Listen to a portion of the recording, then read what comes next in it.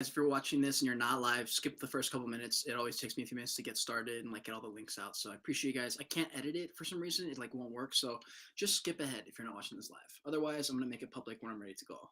We're doing it live with Tom Youngs. Okay.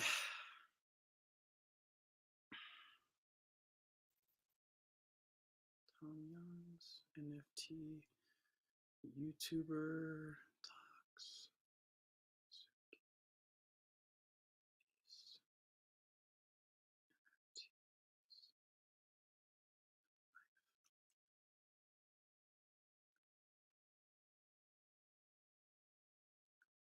Okay.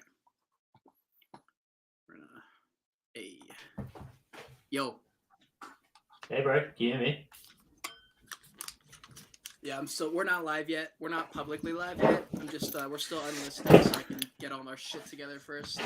I always tell them at the beginning, I'm like, hey, if you're watching this not live, just skip the fuck ahead like 2 or 3 minutes because it's always takes me forever to get started. So I gotta make sure all this stuff looks right. Can you hear me good? Can you hear me okay? Mm-hmm. I can. Yeah, cool. Someone said the other day that you can. I think it's. Do you know Henry Chen? Henry Chen, another YouTuber. I'm really bad with names. I probably would recognize their face though. Yeah, he's another. Really lovely guy. And I said I fucking noticed there was a massive edit prop. Like I left a fucking chunk in a video the other day, so I delisted it and re-uploaded it.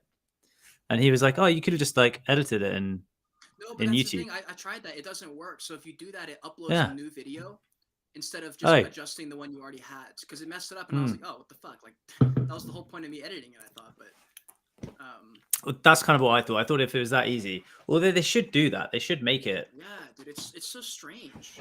Yeah. Sorry, hold on. Let me update everything. But there's a lot of things you can't do in Restream that you have to go back in on YouTube after. So I'm like updating the tags and like updating your name and the fucking thumbnail. Oh, nice one. And we'll go public right now. And we've got the thumbnail up. Okay, I think we're publicly live now. Let's see. I should be able to pull this up on my other account, and we should be good to go. And I'll just tweet it. Let's see. Let's see if I can check on my phone. It should pop up in a second. There we go. Changes saved. We should be live in just a second. Public. Publish. Boom. Okay, we're live publicly now. Should be. Where is it? How do we so does like the messages from the audience, do they go into Restream?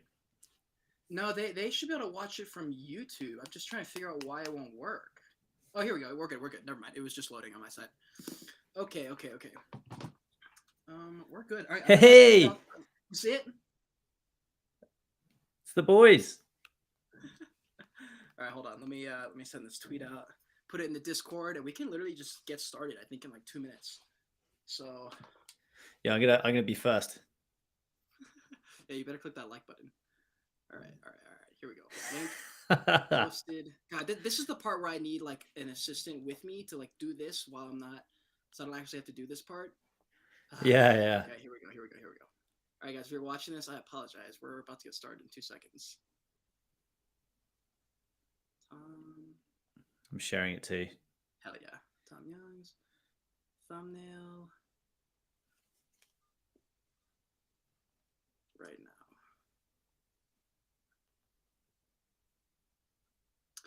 Okay, here we go. Got that. In the Discord. New YouTube video. Yes. Live right now. Okay. Fire. We're good. How many people? We got 6 people in the chat right now. Tom was first. Damn. R.I.P. Yeah, I beat you. Damn, Bryce. You took an L right there. A bunch of Sigma males in one room, he says. I thought we were beta males. We are, I think. Damn. Okay. Hey, okay. don't let anyone know that. Now. Yeah, we won't tell anyone. Air says, what's a Sigma male? Actually, I don't. Wait, hold on. I've read that wrong. I don't know what a Sigma male is. Do you know what that is? Sigma male? What Nah, is that? I think we both just tried to finesse ourselves out of Yeah, that we did. situation by We did. I figured pretending it we has knew. something to do with alpha male or something, or like Yeah, something Bryce, between alpha and beta. tell us what it is. What's a Sigma male, man? Yeah, please enlighten us. What's up, Light Riot Productions? How's it going? Okay. I just want to make sure I have everything good here. We got the share screen option still good to go. I like the way this screen's set up, unless we want to do it like this. Oof. What do you think? Yeah. I mean, we're good looking. We can get away with this, man. Well, if we do this one, I might have. Do I need to be the same height though? Yeah. Okay, it needs to be the same height. Yeah, something like that. Okay, do you want to do this one, or do you want to go back out? What do y'all think? Whatever. We have this. Well, ask the fam, guys. What do you think? Which one? What Zoomed in or zoomed out? What's up, Will? How's it going? Smegma male. I like both. It is kind of small though if we have it like this, to be honest. Hey, if it's this way, they can see my candle. I can see your candle, yeah. Yeah, so if it's up zoomed close, they're gonna miss the fucking action. Let's see. Oh, just barely. What do the team think? What do they want? What do the guys? Come on, guys. I don't know if they care. We'll just keep it like this. This is cool. I like this. It's like, okay, they say it doesn't matter. So wait, hold on. It says zoom out gets me to turn on. Okay, never mind. Too close to zoom out. Okay, we'll zoom out. That way we can see. We'll zoom out. It's a dope candle. Okay, sorry. For people who haven't been watching live, I apologize because we just spent 6 minutes trying to get this shit sorted out. But we're gonna get started right now, guys. If you're in the chat, I know there's at least 10 of y'all in the chat currently. Let's see how many. We got 9 or 10 people in the chat. We got 7 likes. Okay, that sounds pretty good to go. We're gonna get started right now, guys. Welcome to the Joyage Kingdom. It's Cade, your guide. I'll be replacing Little Voice Dread for now, giving you a break from the constant internal monologue that is the human mind. I want to say first, thank you for listening or viewing, whatever platform you're on. If you haven't already, smash the thumbs up button, subscribe to the channel, join the kingdom. Today, we have a very, very, very special guest. I'm going to share our screen right now. We have Mr. Tom Youngs. He's a beast. He's a YouTuber, fellow YouTuber, alongside me, killing the game right now. This is his YouTube channel. I'm pretty sure the screen sharing thing is working. But this is his YouTube channel, 7.5 thousand subscribers. He makes all the best content. I watch a lot of his videos. You can see I've watched some of these all the way through. I love his intros, love everything about him, and I'm very happy to have you on the show, Tom. Thank you so much for having me, man. So you are my favorite YouTuber. And I don't say that lightly, but like I think everyone in the chat as well, they can see what I see, which is someone with a very clear vision and a very good understanding, clear understanding of what their path is going to be. So yeah, I'm just seeing in the chat now. We've got Sigma Man. I'm the man. We still don't know no one's told us what Sigma Man means yet. Everyone's saying it's Smegma Man. But yeah, anyway, I'm so Cade, I'm in London right now. Give the people a little like kind of paint the picture, man. Where are you? I'm in London, the UK. Yep. So we have Tom in the UK. I'm on the other side of the world. Currently, I'm in Denver, Colorado. For me, it's like it's middle of the day. For you, it's kind of end of the night, which is it's super wacky. Actually, your Twitter earlier, you posted a video of you taking a walk at the sunset. And I was like, this man has just had a whole last day, and I'm just getting started. Especially in the DGen life when you're waking up at midday and it's like, oh my god, yeah, it's like in winter. So I try and get up early. Now this is a problem because this is definitely an issue that I have being in the UK. At the moment, the majority of the action that's going on in the NFT world is, at least the way I feel, is happening in North America, North America, maybe Central Europe. I'm really struggling to see much activity in the UK, which is kind of odd. That's interesting you say that because, and do you know who NFT Nate is by chance? He's another YouTuber. He's got like 10,000 something, 13,000. So I'll drop the alpha. Alpha. He's dropping the alpha. My week next week is starting off with a fucking bang because I'm doing an interview with him. It's not going to be live. It's not going to be as spicy, but I'm doing an interview with Nate on Monday morning at 7 a.m. It is going to be the first thing I do next week. Let's fucking do that. It's going to be great. Yeah. So it's we've been backwards and forth trying to figure things out. Time difference between me and him is 11 hours. What was it for you guys? Oh, it was probably similar. I can't remember what it was. All I remember is he was a super cool guy, really nice. And then after, he made a YouTube video saying like YouTubers to watch out for kind of thing. And I was in there and I was like, oh, let's fucking go. And he was like, Cade, you guys all say like Cade from the Joyage Kingdom, and I never thought that would be a thing, but to hear you guys say that, it breaks my reality a little bit. I'm like, holy shit, like this is crazy. And this is why I like genuinely one of the reasons why I think that you're setting yourself out from the crowd is that you are, and we all know this as like fans of you. We're seeing it. We're in your Discord, and we know you're one of the only ones that's like really forging this very, very clear brand and doing a fucking good job at it as well. So like, props to you, man. You're smashing it. Thank you, bro. Let's talk about some heat, man. Let's bring the kids the spice that they want, that they came for. The fire. Guys, look, if you haven't had your fucking morning coffee yet, you better have that. You better get your morning coffee. Whatever you got to do. I've got my 2020 Alvarinho from Portugal, so that's my God, coffee. Wait, you're getting lit. Oh my God, all I have is water. Of course I'm getting lit. Okay. So for our first question, this is going to be like the most common question pretty much you ever get on an interview, but we kind of need to do this because people need to know who you are, where you got started. So why NFTs? Why are you an NFT YouTuber? How long you been in the space? All that stuff, just to get a little background. Yeah, I'll try and be like concise because although I look extremely young, I'm actually very old. Yeah, like 15. Yeah. So yeah, I'm 33 years old. And I've been in the NFT and crypto space for a couple of years now. I've been in the tech industry for 6 years. And before that, I was actually a dentist. So I used to be a dentist. I was a cosmetic dentist, specialized in making people's teeth look as pretty as possible. That was literally it. And that's actually where I first started my YouTube journey. Was I posted my first YouTube video 6-7 years ago. And for whatever reason, it became pretty much it was the most watched video of a demonstration video of how to do a filling on someone's teeth in a very specific way. Wait, really? Yeah, for real, yeah. But I've now delisted it from my account. But the video is still out there because it was so popular. Just a load of people ripped it. Yeah. So there's still versions like. That's how I kind of got my start. I posted this video that got like nearly 1 million views, which is one of the reasons why I have like quite a few subscribers on YouTube, is that most of them are dentists, to be honest. Gotcha. So I'm still considering my journey is still very early within NFT YouTube. I've been making videos for about 7 weeks or so now. Something like that. And last year I've been working in tech for the last 6 years, and I started my own company 3 years ago now. Was an e-commerce brand selling sustainable beauty products. So super niche, but that was because my background was with working with the largest e-com brands in the world, and I would help them. They were my clients. So I set up my own company with my co-founder, who I used to work with, and then middle of the way through last year, I went through the process of trying to raise money for our business, going through the fundraising route. And the reality was that we were just too late to the game. We were too late to the e-com game.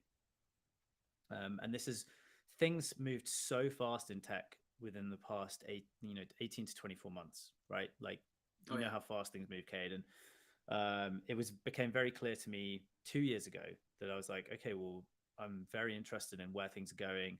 I put most of my money into crypto, and then sadly last year I took all of my money out of crypto, which I had been through. I'd been through the bull run of 2020, so I'd seen some just mind-bending gains. And yeah, so it put me in a position last year where I've kind of like almost back to square one. But where I see, with the reason I'm into NFTs and I'm interested in NFTs is because it hits a few really key areas that I love, which is tech was the reason why I moved out of dentistry.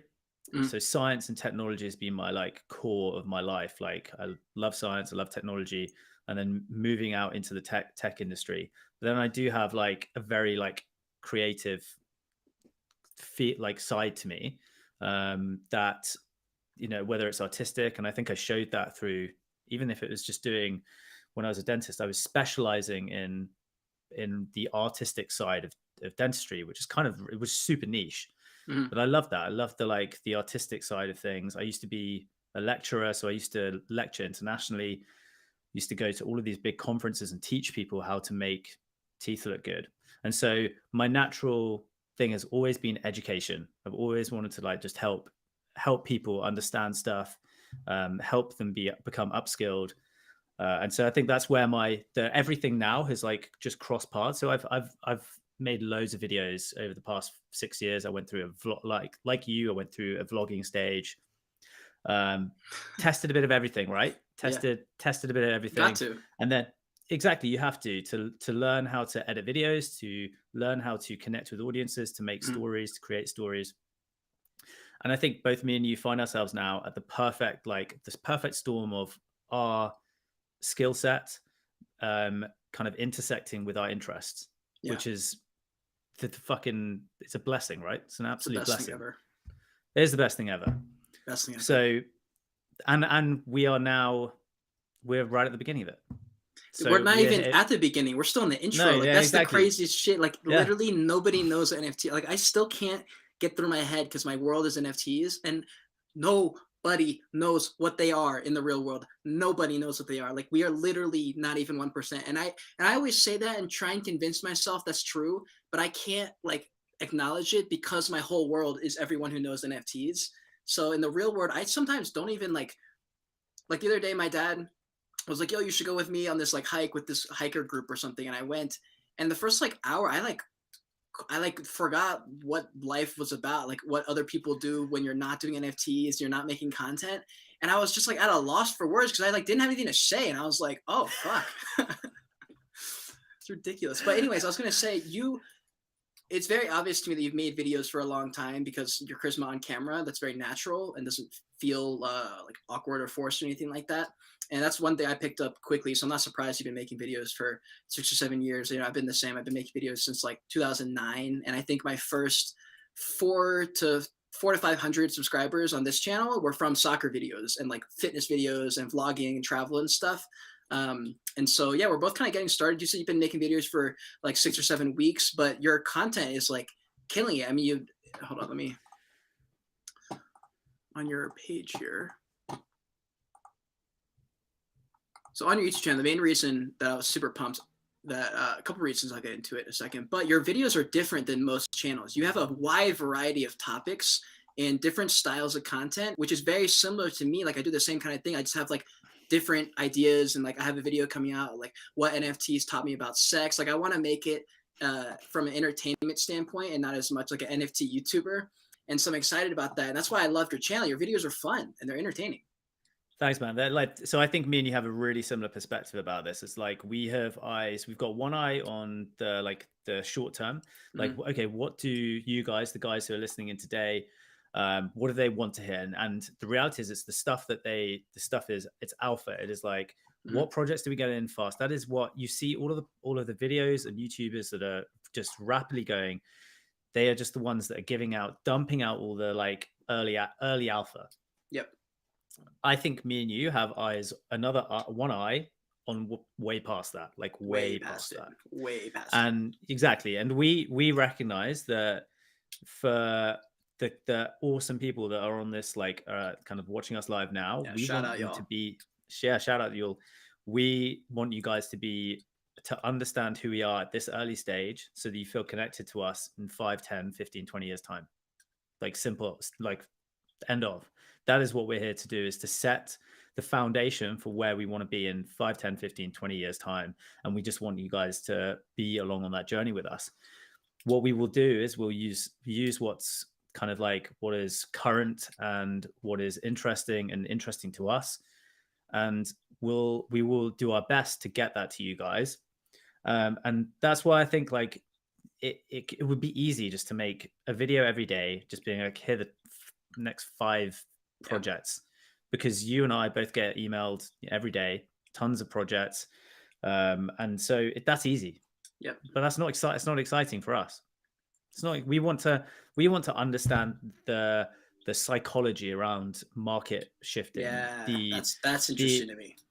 Exactly. Like we want to know who are the big players behind all of these. Like we have seen a monumental shift from people who were at the top of their game in Web 2 suddenly drop everything, every fucking thing that they were focusing on, because they realize how big of an opportunity this is right now. And we also see that with VCs kind of placing their bets. And so money and kind of concentration and attention has just shifted.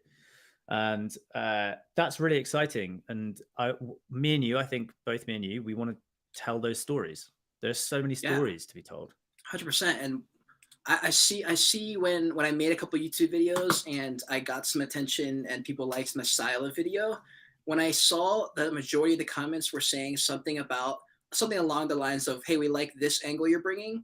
And I realized, I have a real opportunity here to leverage everything I'm about to offer to build my personal brand. And then a few weeks in, I was like, well, fuck, I have NFTs already. Like, I already have 50, like maybe I can make an NFT project in the future. And like for what also, yeah, for guys, if you don't know, Tom is one of my NFT holders, and he actually reached out a while back and wanted to chat. And then I finally looked at his Twitter page and I was like, oh shit, he makes YouTube videos. He's like a legit YouTuber. And that was crazy to me, because to have someone working in the same field as me, in the same industry, same growth kind of thing too. And I was like, wait, this is awesome. This is really, really cool. And so, yeah, thank you for that. But also my NFT project is going to be more of an NFT, my brand. If you buy into my NFT project, you're not buying into like a project per se. You're buying into the idea of me being better than I was last year, which is going to be like the goal every single year, to just get bigger and bigger until I've beaten Joe Rogan. Yeah, and that's happening. Like I see that clear as day. I see it clear as day, because someone has to be. We had 5-10 years ago, we had fuck me, I can't even remember his name. The dude with the crazy black hair radio show. Russell Brand? Or no, he's no. He's controversial as piss. He used to have. Are you talking about the Rolling Stones dude? No. What the hell is his name? Someone in the chat must know who this guy is. Wait, what is he? What's his nationality? Is he from the UK? He's American. He's long black hair. Yeah, long black frizzy hair, kind of cracked out looking. Filion? No, he's like old. He's like in his 50s, 60s. He must be 60s or 70s now. And he yells at people about what? He was a like radio host. Like, how do I fucking not remember his name? Anyway, he was like big. He was like around the same guys as like Opie and Anthony. It's gonna come to me. But I can't remember, because he's fucking like fallen out. There it is. Howard Stern. Oh, that's what I was saying. Isn't Howard? Oh, fuck me, I'm getting people confused. I thought Howard Stern was literally in Rolling Stones or something. Yeah. Wait, Howard Stern. Who the hell is Howard Stern, by the way? Like, I know who he is, but like, why was he? He's exactly how I described. No, I know, but I thought he did something before he became a radio host. He was something else before, right? I thought he was just an entertainer. Oh, he's just a comedian. He just looks like a cracked out rock star. Yeah, I thought he was a rock star this whole time. That's fucking hilarious. I know, but anyway, my point is, he's like, those people, they have their time and then they move on. The technology, so interesting how Rogan has almost become like it's been controversial the last few days with everything that's happened with Spotify, but he's kind of become the kind of he's the patriarch almost of Web 2, and the how like we have moved, entertainment streams have moved across different modalities, and it moved into podcasting, and he's the king of podcasting now. But what is it going to be in 5-10 years? And I don't, he's going to be old as piss by then. So yeah, you're going to need to take over from him. But what I was going to say about your NFT, the one that I bought, like, which one do you have, by the way? I have the one of you in a mask, wearing a mask, head down, hoodie. I'm gonna try and find it. Try and find it and pull it up, because my kind of like, I'll use it as a point around NFTs and something that I think that we've seen play out, right? Fucking good art gets sold. Good art, good artwork, high quality artwork is valuable. Yeah. Is it a We've already stroll got. through the big city? Yeah, I think so. I think so. It says owned by Jack from Titanic. Is that you? That's me. Yeah. Fire. All right. Yeah, I've got Jack from Titanic as my one of my wallets. Oh yeah, I forgot there's multiple wallets. Yeah, because I have a bunch of my NFTs that I talk about aren't on my public wallet, and so people are always like, "You said that was yours. Where is it? Like, why is it your name?" I'm like, "Oh, that's not." Okay, here we go. Stroll through the big city. So this is the NFT that he bought.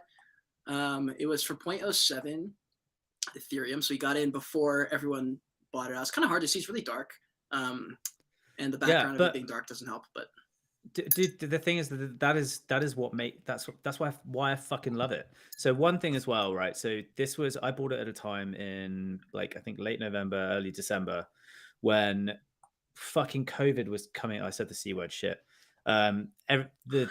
Everything, yes. You know what was happening, and it was kind of like it was again becoming like it was in the middle of winter in the UK, and it was just becoming miserable time. And I saw that, and I felt very connected to that photo. But the photo itself was just really, like all of your photos, just extremely high quality. Like that is a great, cool. I want that on my wall. Like I want that on my wall. I'm excited. So that's why I'm I bought excited to get these onto your wall, and I want to. I've been I don't know if you guys know. I don't know if you even know if you know, but I've been working on my third collection, which will come out at some point down the line. But where is it? It's gonna be a mix of my photography, my Procreate. I haven't decided if I'm gonna try and let me go back to. I haven't decided if I'm gonna try and adjust all the first two collections because the first two collections were purely photography. But now that I'm into Procreate, it was kind of fun to draw on my photography, and so I can't find the thing on my phone. But what I did was I basically went on Procreate and just drew shit on this and make it even cooler and to like add another spin to it. So I haven't decided if I'm going to adjust all these or if I'm just going to offer the burning mechanism because there's a few people here that hold an NFT that they just like, it's cool, but they were like, maybe it's like a shirtless picture of me, and they were like, I'd love to have like a different one. So there will be a burning mechanism. I tweeted about this earlier. There'll be a burning mechanism where I will offer, I don't know how many, it'd be like 5, maybe 6 of them. And so it'll be an NFT. It won't be that expensive or anything. But for the people who do want to change it up, like I understand if it's a picture of me like fucking in underwear or something, I get it. So I'm going to try and bring it to you guys in the future. Hey, I do not get that. Which of you fuckwits is not wanting to own an NFT of Cade naked? Come on. Unbelievable. Unbelievable. But also, you know what's crazy? Listen, look at this shit. So the floor is 0.7, right? There has not been a single secondary sale. Not a single person. Well, there's a couple listed, but like, bro, we have like 90% diamond holders here. Like, this is nuts. This is the activity. All mints, or basically mints. This doesn't surprise me, man. This is what happens when you like build a legit community. Like the people out there want to support you, and they have no need to. Doesn't need to flip. Doesn't need to flip. Yeah, you're right. I mean, it is an access keys. I try and be as open and transparent as often as I can so people are aware of that, because it's going to take me years to make this stuff happen to the level that I want. It's going to take a while. So yeah, I have no problem waiting, and the people who bought in kind of know that going in. And also, Urban Crypto says, did I miss the chat about Hape? Not yet. We're about to get into NFT stuff in a second. We were just kind of chatting about just like stuff. But yeah, that was the NFT. I also have another collection. That one's, I think the floor is like 1 ETH or 0.7. I think both the floors are 0.7 right now. But yeah, I'll have collections later out in the future. Unfortunately, those are the only 2 collections that I have that are available, easy to get. The next 2 collections are going to be very difficult to get. They're going to be like Neo Tokyo, annoying. You're going to have to do a bunch of bullshit to get it. You have to work for it because there's only going to be 50 of them, like ever. Like after this, there's only going to be 50 more ever. Like there will never, even if I have 1 million followers one day, I will never make another access key. There will only be these 100. So it's going to have to be my biggest supporters kind of thing, you know? When you talk about the annoying shit that they're going to have to do, I think we should really turn it up. Like make your audience have to go and do a shift in Pizza Hut or something, you know, like oh my god, like just like quit your job and scream Joyage Kingdom. You get immediately you get the free NFT. If you quit your job and scream Joyage Kingdom on camera, you will get an NFT. Yeah, that's actually not a joke. If you're watching this and you quit, well, actually, if it's a shit job and you're working at Papa John's and you actually film a video of you quitting some dead end job and it's real, if it's real, then I don't know. I'm not gonna say I will, but that would be that'd be hard for me to say no to if that was a legit thing. That would be crazy. You got to. No, I'm gonna hold you to that, man. You're giving them a free NFT if someone does that.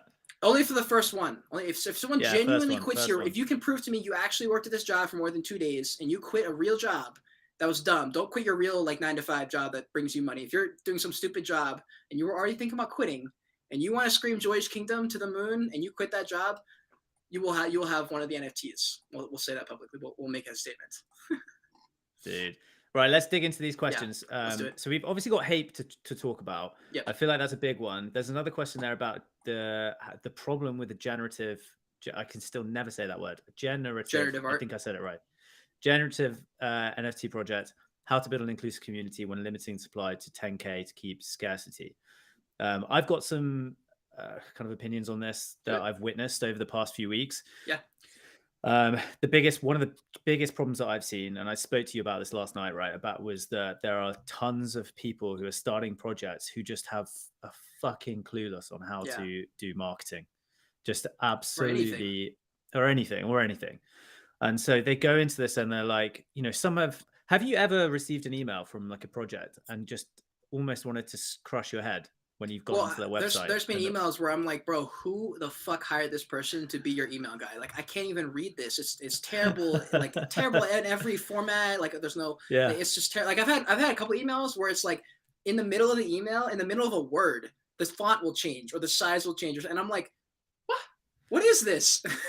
It's unbelievable, man. Like, let me see if I can get one up actually, because this is quite and I'm gonna share it with you in the chat so you can bring it up. But this is one that I think I got yesterday. Yeah, here we go. To be honest, where are you sending it through? The chat. One sec. Yeah. So actually I'm not going to send it to you because I'm worried that it is a fucking phishing email. It might be. Honestly, that's the thing. Like, I can't tell. Like, I get anywhere from 2 to 20 emails a day, like depending on what's going on in like the NFT world and stuff. And I would say if I was to respond to 10 emails, 3 respond to me back after they say, hey, are you like, I'm interested in working with you, and I say, okay, tell me more, and then they never respond. 7 out of 10 of them never respond. It's weird. Yeah, same with me. I'm probably I reckon I'm 95%, to be honest. Like, they clear. I think a lot of them are obviously doing they're just scraping for pricing, like scraping for pricing. Yep. But yeah, the level of shit that I get sent is crazy. But I've seen, you know, a project that I've been working with recently, they've had to reduce the supply of their initial launch because they just didn't do a good enough job of building hype. Which I think, especially if you're young, but it goes to show, like, you definitely need some cash before starting a project. I think a lot of people just think, oh, I just need to find an artist, do a generative piece, and then and a website, and then it's done, right? But it's not, the game is just not. And you might not know that until you have gotten in the dirt and seen it and been like, oh fuck, you know, where you like monitor the industry. Like, I've been in the industry since the NFT world, at least since the beginning of the summer. So like basically the birth of the real NFT beginning, like right after the beginning of it. And so I've literally seen I've seen every wave. I've been through all the things, which is dope, because when I watch crypto people, I get mad at myself because I'm like, God damn it, I wasn't in back in 2017 when I should have been. Like, I knew about it, but I didn't like get in. So I can't say that I've been there since then. But NFTs, I'm like, I've been there, done that.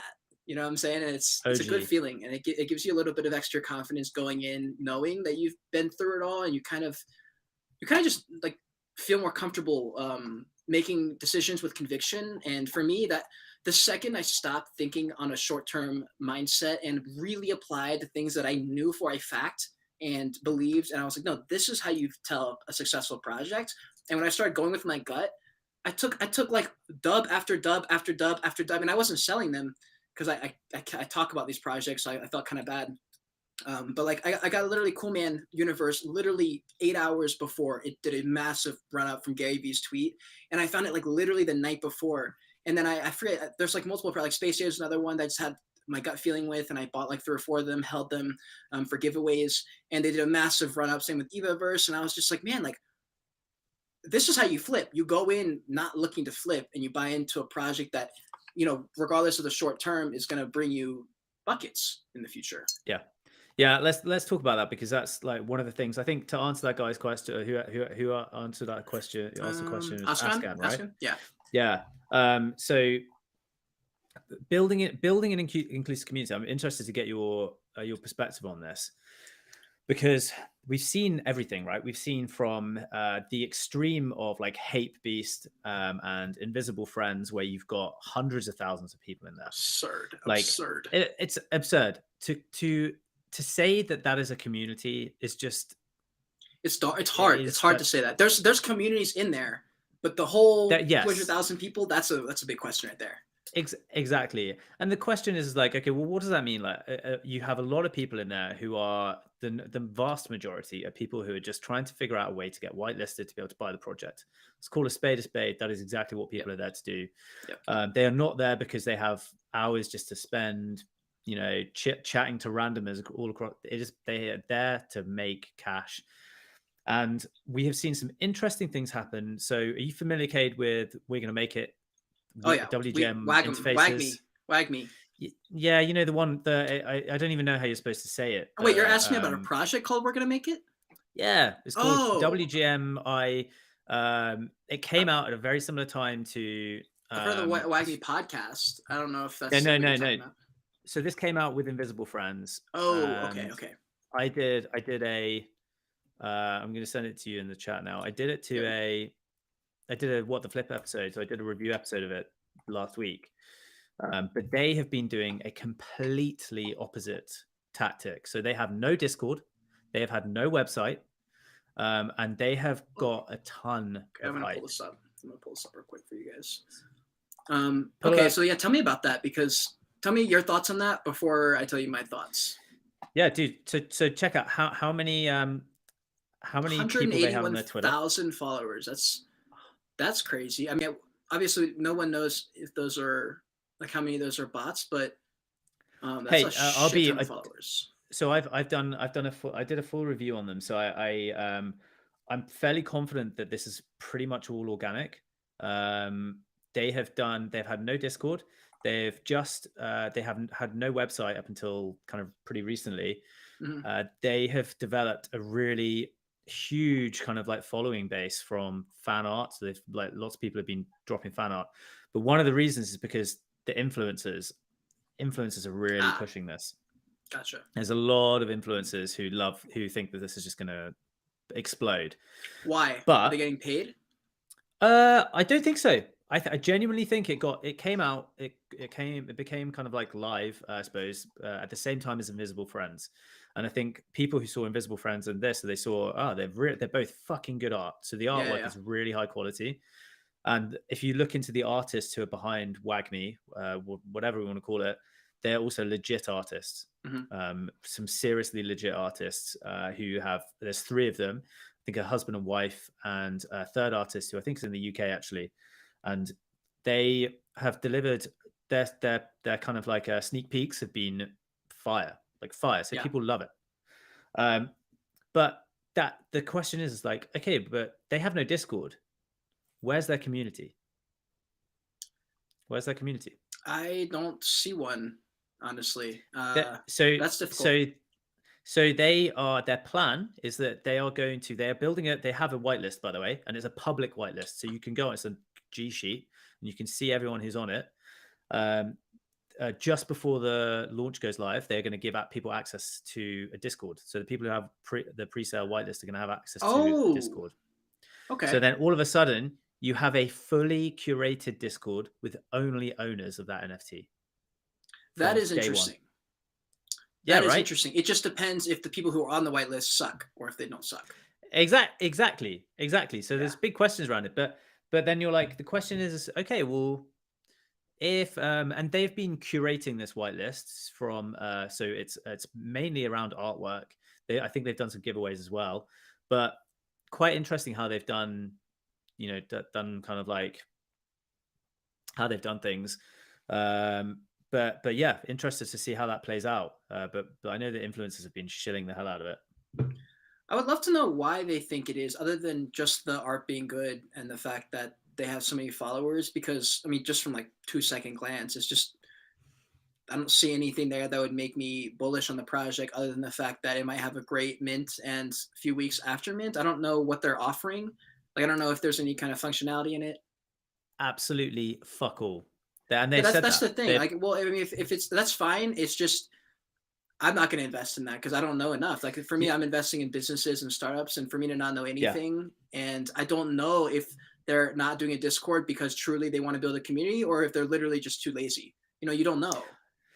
Yeah, I think it's I've noticed that they have actually on the site when I did some digging, I did my little my researching. They have on the sneak, they have been dropping some like other NFT projects on this, like in collaboration with some other. They've been kind of freelancing for companies that I think they did one for a marketplace. They launched one, the marketplace's first NFT project. So they've been doing like some freelance work on the side.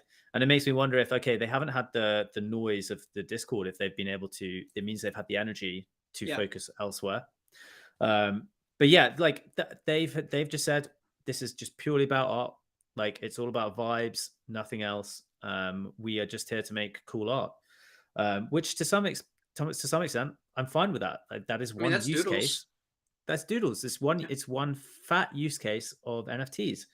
Artists putting out the best stuff that they can, and people voting for it with their, with Ethereum. Yeah, and they just gotta. I mean, if they can work on their branding, like Doodles. When I interviewed Poopy.eth, his name's Jordan Castro. He's one of the founders with Doodles. If you guys remember, that was the first ever NFT founders podcast I did. And by the way, tomorrow I'm interviewing Frankie Nines, the artist and founder of Subducks, which would be pretty cool. And if you can build the brand, like Subducks and Doodles have done this very well. That's why they've kind of sort of cemented themselves as some of those projects that people are just excited about. They have really cool art. They've worked on the brand. And that's such a broad term. Like we can make a whole podcast episode about branding, but they prioritize that. Doodles prioritize that. And when I reviewed Doodles and they were still under 1 ETH, and I was like, yeah, they're fine, but like, and this art's great. I just don't care about the art that much, and I don't have any tie to the brand. I don't feel any emotional connection. That's the reason I'm not going to buy in. But if they were to ramp up the branding and get me emotionally invested, then I absolutely would buy in. And that was the exact reason I bought into Coolman Universe, because it was Doodles with the emotional tie because they're artists and the brand they built around that. And so I bought into a Coolman, and it went from 0.1 to like 1.5 ETH in 24 hours or whatever it was. And same with Doodles. As soon as they started focusing on the brand and really pushing that, and then honestly just getting time, they just had a couple months to just grind and do that and build that hype. And then the next bull run, they just did a 12x overnight. I don't know how that happened, but crazy. Here's like, I don't know if, again, like this is something that me and Cade have spoken about, and how it's so tough at the moment to be able to have your finger on the pulse of everything that's going on in the NFT space. So we can see that Doodles has just mooned over the course of a month or so. Crazy. But yeah, but because I don't own one, so I'm not really paying attention to why that is. Now I should be, because that will it's because we could probably learn. But then I'm like, when you're trying to get everything, it's very difficult to like focus on stuff. But I don't know. Do you have any idea like what propelled them? Like what was the spark? Do you know? It was FOMO. It was half FOMO, because I think what really happened is they focused on the brand. They had a couple people buy in. They had a small spike, and then people FOMO'd a little bit. And then when people realized, oh, this project's actually dope from a fundamental standpoint, I think the spike kind of just caused real FOMO, and then FOMO coupled with like actual quality and a very, very strong team. I mean, the whole team is basically from Dapper Labs, Crypto Kitties back in 2017. Like when I interviewed Jordan, the only reason I'm kicking myself for Doodles is because when I interviewed Jordan, I should have realized that the project would work long term, no matter if I cared about the project at that moment. Because that's what happened with Boonji. I interviewed the CEO of Boonji. His name is, or the CEO of the Jupiter Project, who launched Boonji, similar to Random Character Collective with Invisible Friends. His name's Greg Norman, super cool dude. And after that interview with him, I realized that was my switch. That's when I really started to like level up, I guess, in the industry. And I was like, oh, NFT projects are truly companies. They're truly businesses, and you have to invest in the right people. And so when I talked to him, I said, I'm definitely buying a fucking Bungie within 24 hours. And I bought a Bungie in 24 hours, and it's literally like one of my favorite NFTs. And I feel confident in that buy. And so I think, yeah, the FOMO mixed with real quality is the reason. I don't know why it went up to 12 ETH. I think 6 ETH is where I would have thought it would have stopped. But I think that's where FOMO kicks in, dude. FOMO with an extended bull market that's extended way further than I thought it would go. And I still am a little unsure if we're going to go more than another week. I know Justin Bieber bought in. I know Bored Ape Yacht Club is fucking turning over this whole world and everyone's jumping into Bored Ape Yacht Club. But realistically, when you think about another month of bull, that's fucking exhausting. Like, I'm tired right now. The NFT bull run has been going. I'm tired. I don't know if you are, but yeah, man. Yeah, dude. Of course I'm like, it's funny though, because I think we live on the fumes of excitement, right? yeah. we're like tired as fuck. As soon as it goes away, we're like, no. Yeah. So let's talk about that then, because you mentioned one thing that I wanted to talk to you about was trying to like forecast into the future. We've seen some crazy scenes in the last 2-3 days. AZUKI and Hape have just kind of like are on an absolute charge, as with a lot of projects. But AZUKI has just got like blown through the roof, the 16 ETH roof earlier today. Kind of like, but I think it bumped up about 4 ETH overnight. I think it went from 12 to 16. It's currently now at it's 14. dropped down to 14. Wow. Jesus. So it dropped down. So it's leveled off a little bit. But like, what I wanted to ask you was, okay, so we have blue chips here, and I think that's still a fairly kind of poorly defined, nefarious kind of term. I think we throw that around quite loosely. Mm-hmm. But one thing that I'm interested in understanding is like looking at this picture for 5 years, right? Like, what does AZUKI, what does Bored Ape, what do these high tier blue chip projects, what do they look like in 5 years? Like, what do you think? That is a tough question. With certain projects, I think what's really gonna just happen is it's just gonna become, I guess it would be like buying the, well, I mean, with Web 2 and like the traditional market and traditional products before digital products were a thing, like Nike shoes, or for example, they never launched a collection of 10,000 original Nike shoes, or maybe they did, I don't fucking know. But in the 10 years in the future or whatever, I think there will be a handful, maybe 10 to 20. I don't know if they're going to see more than 20 real blue chip projects that people remember. When they think NFTs 2021, they're going to think Doodles. They're probably going to think Bored Ape Yacht Club. They're going to think Punks. They're probably going to think, damn. I don't know if there's many after that, honestly. Yet, obviously, they've been around and built, but I think it's gonna. Yeah. What were you saying? So it's like I agree. Like I'm trying to understand, because so I looked at this today, right? So we hit 1,000 users, so 1,000 users that have made one transaction on OpenSea. We hit that on the 6th of January. 1 million users, sorry, 1 million. I was about to say, users. wait, what are you saying? Fuck me, sorry, yeah, sorry, 1 million users who had made at least one transaction. We hit that mark on the 6th of January a couple of weeks ago. That's 1 million users, and there are what, 8 billion people in the world. Let's do some quick math. 8 billion. So, 8. Oh, I can't even do it on my calculator. It's too big. 8 billion won't fit on my calculator. I've tried this before, by the way. I've tried to like do like calculate OpenSea fees and shit, and it just, the zeros, it doesn't work. You just can't even figure it out. It's so crazy. But so think about that. We've got 1 million people who are using OpenSea-ish. So it's an absolute fraction of the people that will eventually be in this space. Yes. Oh wait, and let me cut you off there for 2 seconds, because an even better, an extra analogy there to give people more visualize. Think about how many celebrities have actually gone to NFT space. I can count them probably on two hands on the real A-list celebrities that are actually making a difference in the whole scheme of things. With the amount of influencers and celebrities, it's a fraction. Like, I can only think of 10 celebrities who have bought into NFTs, so that's another like thing. So sorry, go on.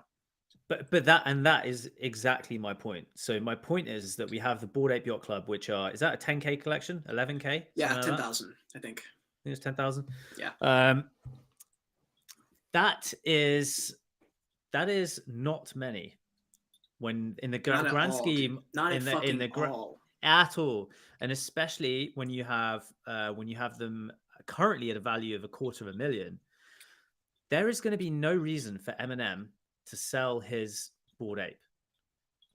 Fucking no reason. Yeah. Especially if Ethereum is going to like. That's the thing, bro. What happens if Ethereum goes to $10,000, $100,000 one day? It's like when it goes.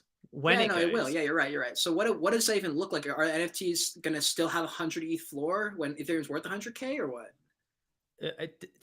Why wouldn't they? Because Eminem's not going to offload. Eminem is so the Bored Ape Yacht Club at the moment is the majority of the people who have now bought into that who have now bought into that are people that have enough wealth where they can have that as part of their portfolio, as a diversified like part of their portfolio. So they probably know now where this is going. They know it's just going to get more and more valuable. Because the supply squeeze, there's going to be an absolute supply squeeze on it, and people will just not be able to buy into it. And the floor price, from an ETH perspective, that Eminem, Gwyneth Paltrow, Justin Bieber, they're not going to need to need it. You're right. to offload it. So the cascade of offselling that we see every day in every project, for those projects, Bored Ape Yacht Club, CryptoPunks, that I can foresee no reason why that would happen. And so when you do the numbers in your head, you're thinking, fuck, if this stays, if this can, I don't see any reason why it just doesn't continue to creep. Like the numbers become unfathomable because we could easily be seeing the floor price of a Bored Ape in 5 years be 10 mil. Yep. Oh, dude. Well, if Bored Apes go to 200, if they go to 200 ETH, and Ethereum is one day worth $100,000, that's a $20 million Bored Ape. Yeah, exactly. It's a $20 million Bored Ape. And I saw Wevo in the chat says, I'm in the Journey Crypto Club, and Tony's got 107 of them. Yeah, he's the largest holder of Bored Ape Yacht Club. That is absolutely ridiculous. Like, that in itself is a reason to invest in Journey Crypto's NFT, because it's like, bro, he literally can do anything he wants. When you have that level of money, oh my god. I did the maths on it the other day because I was like, I need to fucking figure this out. Yeah. So at the current ETH price of 2,500 ish, and if every one of his, the 107 of them are all floor price, basement level NFTs, he has a portfolio of Bored Apes of $30 million currently. Oh. Just imagine having and so I know, and that guy has assets. Oh my god, that is so much way money. Past that. It is, right? So it is mind-boggling, bro.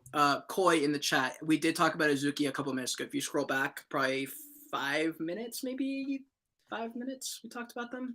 We're gonna talk about Hape in a second, but let's talk. We'll move into Hape though from AZUKI, because I think there's some interesting things happen with AZUKI. AZUKI, I don't know, Cade, can you pull up the like how the floor has? Yes. So AZUKI here launched. They had about a 1 to 2 ETH floor for a while. They sort of just climbed, and then they had their mint, and then their reveal, and their reveal, and it literally just kept going up. Like there was no stopping. It just kept going, and then it moved, and there's sales happening every 5 minutes, or no, every minute, and they're literally 15 ETH sales. Like, who the fuck is buying these, dude?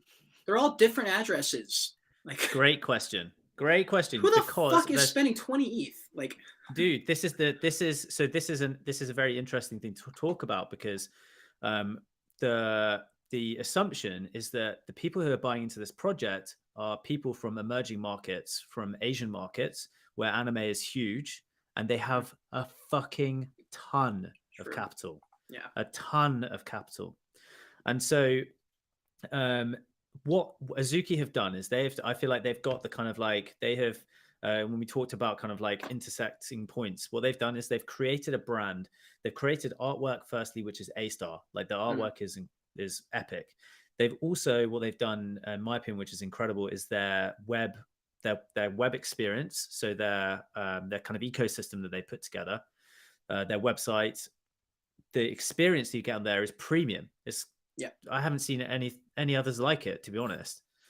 So you immediately feel like, okay, this is being run by people who give a shit. Yeah. They want to make good shit. And so I think we've seen a bit of a perfect storm. We've seen the start. We saw it with Fantabear a couple of weeks ago. We've starting to see Asian capital coming into the market, and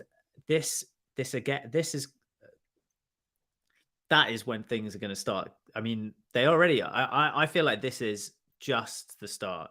Yeah. And I don't even think that. I think that there's a lot of people talk about, okay, when's the kind of like the bubble going to burst? When's the NFT bubble going to burst? I personally, and this is just, and I'll preface this by saying I'm an idiot and you shouldn't listen to me, and I don't know what I'm talking about. But I think that NFTs are an asset class that we have never seen anything like it. We are seeing things that are accessible, investment vehicles that are accessible to anyone. Yeah. Anyone can access these. So when people kind of compare it to the .com boom, remember in the .com boom, the only people who are buying into those companies were venture capitalists. Yeah. They weren't fucking you and me. It wasn't everyday people, like everyone on the chat. We couldn't go in and put $400 in Microsoft or whatever. So what we are seeing is we're seeing an asset class which, when you buy an NFT, there is an emotional tie to that NFT. Whereas if you buy a share in a .com company, there wasn't. It was, is this going to make me money? Yes or no? Whereas we have with NFTs, we have another layer. We have emotion on top of is this a team that can deliver? And I think that I just think that we cannot make assumptions that a market is going to act in a certain way, because I think we haven't seen anything like this. This is so different. You're right. There's way more factors this time, way more adoption, I guess you could say, way more normal people buying in. The one thing I will say, because of the emotional thing that you said, there's an extra layer. It makes the bull runs that much better, but it also makes the bear markets that much worse. So I don't know if you remember, it's very easy to fall out of the mindset of what it feels like in the middle of a bear market, even if it lasts 2 to 3 weeks. A bear market in NFTs is a very depressing place to be. And I was shocked at the level some NFTs dropped down to. And so I still think we are going to have a pretty massive correction at some point, because NFTs are truly overvalued right now. The fact that AZUKI just went to 15, 16 ETH, the fact that HAPEBEAST might do the same thing, I don't know what's going to happen. But the fact that we're seeing every single project basically go to the moon is a very clear sign to me that we're coming close. I don't know if coming close means 1 week or a month or whatever, but I think we are going to go back into a bearish state at some point, because we have to. Like, can't deny there's cycles like this. It can't just go up the whole time. So, whether or not the bubble bursting only lasts a month or 2 weeks or 3 weeks, I think that first crash, that initial crash, triggers FOMO. I think it triggers FOMO both directions. And I think there are smarter people now. There's way smarter people now than there was 4 months ago. But I still think that the FOMO on the way down really, really affects people, because they go, oh shit, you know what? I don't really believe in this project. I can't remember why I bought it. Fuck it, I'll sell for whatever. Like, the fact I've seen NFTs right now that are in the middle of a bear market, or the middle of a bull market, selling for 2 ETH less than they bought it for. And I'm like, what are you doing? I thought, what about you liking the picture? And I think that when you are in a bear sentiment and you're seeing all your influencers say, guys, I think we're in a bearish cycle, we're not really looking to be positive anymore. People say, fuck, well, I better get whatever I can get out of it now. That way I have it just in case. And then they, the FOMO out, and then they fucking lose all their money again. But I think it'll get better. And Jordan Crypto said this. He's like, all our bear cycles are getting shorter, partially because we have more people buying in, and we're also getting smarter. We're also seeing it and noticing it. So and that's why I'm very intrigued to see what happens with like the likes of Bored Apes, where you have had people who have no reason to kind of liquidate their asset, like out of FOMO for whatever reason. They have no reason. So are we going to see some a kind of like a decoupling from maybe some of the really top tier blue chips who have people who are within that community who don't need to sell? Are we going to see those perhaps stay at a solid, like actually stay solid, where will maintain their ETH price during a bear market, and then we'll see the rest just where the people who couldn't afford to get into those projects, who maybe are newer to the space but have thrown 10, 20, 30,000 into these things, they still have that. They're still learning, like you said, that exact process of, fuck, I'm just going to sell at a loss now. Yeah. That's the thing. So there's only a couple projects that have actually established that level of brand, like Bored Apes. I would argue they're maybe the only project that has that level besides Punks. I don't know if there's another project that has truly built that, who has truly exceeded altcoins. You know, like I compare Bitcoin and Ethereum with Punks and Apes. They're a level above everything else. Even like the third place cryptocurrency is nowhere remotely close to Ethereum or Bitcoin. And I think I kind of see it like that. You know, Ethereum and Bitcoin, yes, they dump, but they're still fucking extremely expensive compared to Cardano, you know, or whatever else. Yeah. Big news today, with which I saw on Twitter just before this call, was that the Super Bowl are going to be giving out their tickets as NFTs. Yes, that's crazy. And there is a speculation that they are going to coincide the timing of that to the dropping of their ape token. Bored Ape? Yeah. So the Bored Ape Yacht Club is going to coincide that with the dropping of their token, and what that is going to result in is it's going to result in it's going to result in airdrops to everyone within the ecosystem. So Bored Ape, Mutant Apes, Kennel Club, and there's an expectation or potential that the Mutant Apes could absolutely fucking explode in They will demand. Explode. Jordan Crypto's been saying that for literally 4 months now. He said Mutant Apes and Bored Ape Kennel Club, you need to get in because they're cheap and they will go up as Bored Ape Club. He's like, they will. He's like, there's no if and. He's like, they will go up as Bored Ape goes up. So if you believe in Bored Apes, you have to believe in Mutant Apes. And Mutant Apes were at like 2 or 3, 4 ETH a couple of weeks ago, even, or maybe a month ago.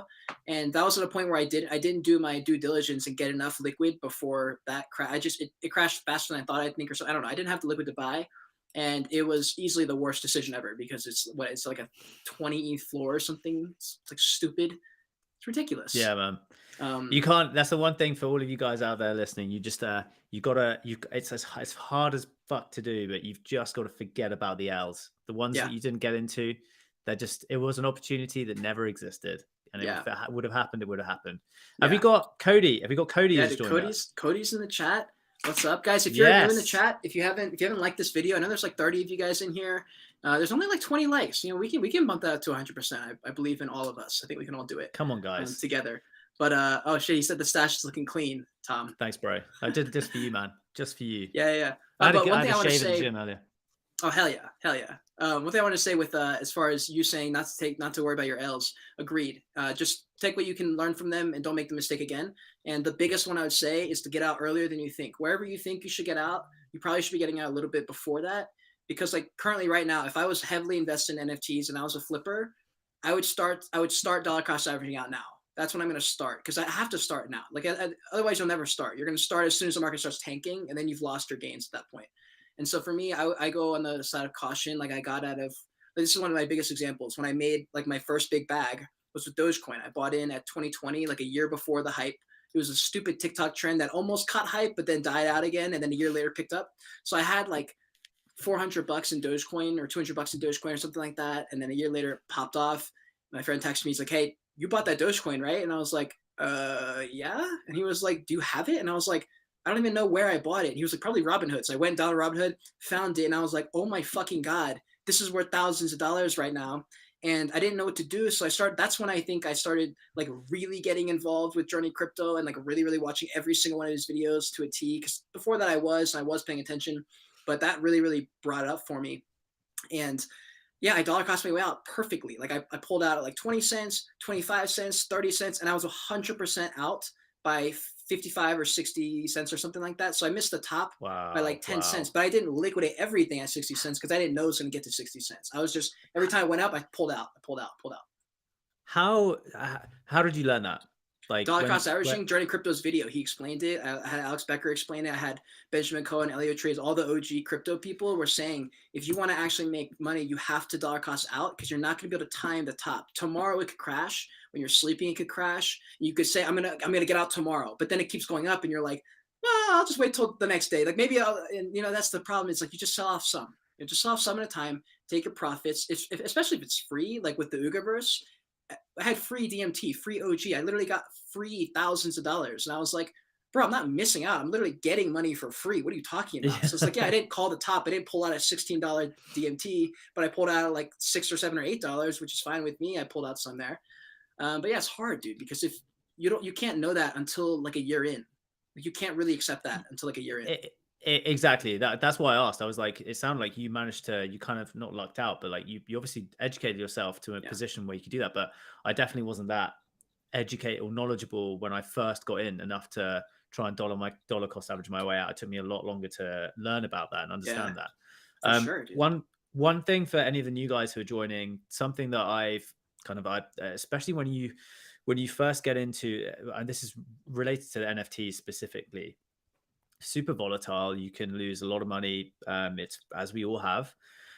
One thing, if you're getting into this, spend, we say this all the time, spend the first kind of few months just really educating yourself. If you want to, one of the best ways to learn, if you can, is by putting a bit of skin in the game and learning. And one rule that I would recommend that I've heard from some entrepreneurs is the rule of doubling. And if you think about if your exit point is just double what your entry point is, because the problem is we have influencers, we have Becca, we have Elliot Trades, we have the tagline, the clickbait is the 100x, the 1000x, and that's clickbait. That is all just clickbait. Of course, it's possible.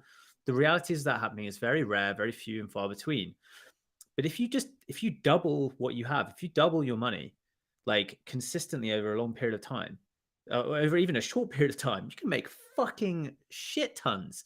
You double $10 every month.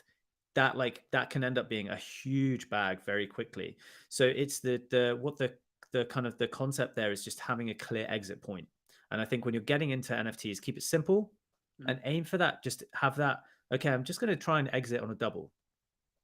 Exactly. And Cody says, stop calling my titles. The problem is, like, we have to do that for the thumbnails. The good thing is, if you're not a piece of shit, you'll explain. Yeah, we all do that. I do that as well. Yeah. But the thing is, when they click on the video, they hear the real like information. And the reality is, yes, if you had bought Ethereum at $6, yes, you could have made however much X that would be now at this point. But like realistically, if you bought at $6 and ETH went to $50, I'm selling. I don't care what you say. I'm selling at $50 because I don't know it's going to get to $27,000. And the issue is with the clickbait, I think is the psychology of the beginner trader now thinks that 100x is the minimum. And I'm like, bro, that's almost nobody will get 100x ever. It's hard, dude. It's fucking hard. You have to know the future. That was exactly. We don't and we can't. And that's exactly like the point is that we will use this as a tool. We use it to be able to get people into our videos, to be able, because that's the hardest part of YouTube is getting people into the videos. CPM, so we have to use that. But it's up to us to educate. Yeah, it's up to us to educate people that is not a way to actually strategize your trading. And especially when you're starting out, be more conservative. Try and hit those dubs. 100%. That's a perfect segue for HAPEBEAST though. Yeah. Because people are about, I mean, we're at a 90th floor. So if you guys remember, I predicted 70th floor for pre-reveal. It hung out at 70th for a very long time. It started to recently get another ramp up, which is not surprising because the reveal is coming very, very soon. So people are getting, they had a week to like simmer and now they're like, holy fuck, here we go. And the art's already dope. So people are like, yo, if I get a really cool one, which is what people are doing right now, they're gambling on getting a really, really cool one, then, like, I have no idea what to expect. Like, here's the thing: if you minted a HAPEBEAST at 0.2 or whatever it was, you're looking at a stupid profit right now at 90. Okay, if you need money, you're an idiot to not sell right now because you don't know if HAPEBEAST is going to pull an AZUKI and go to 20 ETH tomorrow or whatever the reveal is. But it could also drop to 3. Like we realistically have no idea, and there's no way to know. So if you need liquidity and you can't handle HAPEBEAST dropping to 5 ETH to sell, if you need this 9 ETH, sell. But if you're okay with it potentially going to 5 with the off chance that it goes to 20, then, hold your bags. But it's all about being self-aware. And this is the HAPEBEAST run-up so far. They minted, they hung out 7 ETH. This is the crazy shit because it literally was like exactly where I was kind of my prediction was, like right at 7.5 ETH for so long, and then recently I had the ramp up, but they're selling like hotcakes, dude. Every 3 man. hours, So or every hour. this, I'm going to be the kind of like the opposite to your your kind of like theorem there, your thesis of like, I'm in a position where I'll be completely transparent. I could fucking do with that liquidity from selling my HAPE. Now, that would be that'd be very good for me. And I was very fortunate, and I consider myself very fortunate that I got to mint one. Mm-hmm. And the way I consider that is like almost similar to like winning the lottery, right? It's like a very rare, like it was a very slim chance that I got the chance to mint a HAPEBEAST. Now, do you know the psychology around people that win the lottery and they have a bag of money and they just piss it away, right? Yep. Like that is super common that, they get wrecked just from having this and they don't know what to do with it. For me, what I see my HAPE as a potential access key to meeting people and building my network within the industry that I'm aiming to be within. And that's a totally different mindset than someone needing liquidity to make money. That's what Patrick said. You're an idiot to sell because it'll go to 30 ETH in phase 3. If you're invested in the project as a brand, absolutely, you're an idiot to sell ever. But if you want to make money and you want to get liquidity, then you just got to look at numbers and say the chance of going to 30 versus 5 is almost equal, just because we don't know. Like, yes, the chance of it going to 30, in my opinion, is probably higher than it going to 3 or 4. I think there's a chance it does go higher. But if you need liquidity and you need the money, that's where I'm like, that's my mindset. If you're not really invested in the brand, you're coming in from a money perspective, but you're not. You're coming in from a brand perspective. Yeah, exactly. And like, this is the thing. Like, I've got a long-term thesis on where I think HAPEBEAST as a brand is going to be. Mm-hmm. We'll talk about that in a second. But for me, I'm foregoing the liquidity for a long-term mindset that may or may not pay off from I may get no money ever from HAPEBEAST, as in from it may drop to 0, and I have to make peace with that and be fine with that. And I consider myself, do you know what? The price I get to pay for that is the price that I paid at mint. And that's exactly it, dude. That's exactly it. Yeah. You only really put up 0.2. When I bought Sydney's, like this 1 of 1, I think this will be priceless in a few years because she's literally about to take over the world in her NFT artist space. But I paid for her other NFTs, which is like her first collection. I paid $10 on SoulSeek, $10 each. I bought like 12 of them, and I think the floor is now like done like a 50x or something since then. But it's like even if it went to 0, I'm like, bro, I spent $10 on each one. So that's a really healthy way to think about it for you, Tom. Exactly. And it's thinking about it from and this is where we're going to move into this. The next few years are going to be very interesting because we're going to have all these different use cases of NFTs coming out. And I think for me and Cade specifically, I think both of us view these as a potential networking tool and a potential tool to be able to, and so we have a different kind of perspective on this. But let me talk about my kind of long-term thesis about actually just, away from that, but what I think HAPEBEAST could potentially do and why I think they could potentially be that.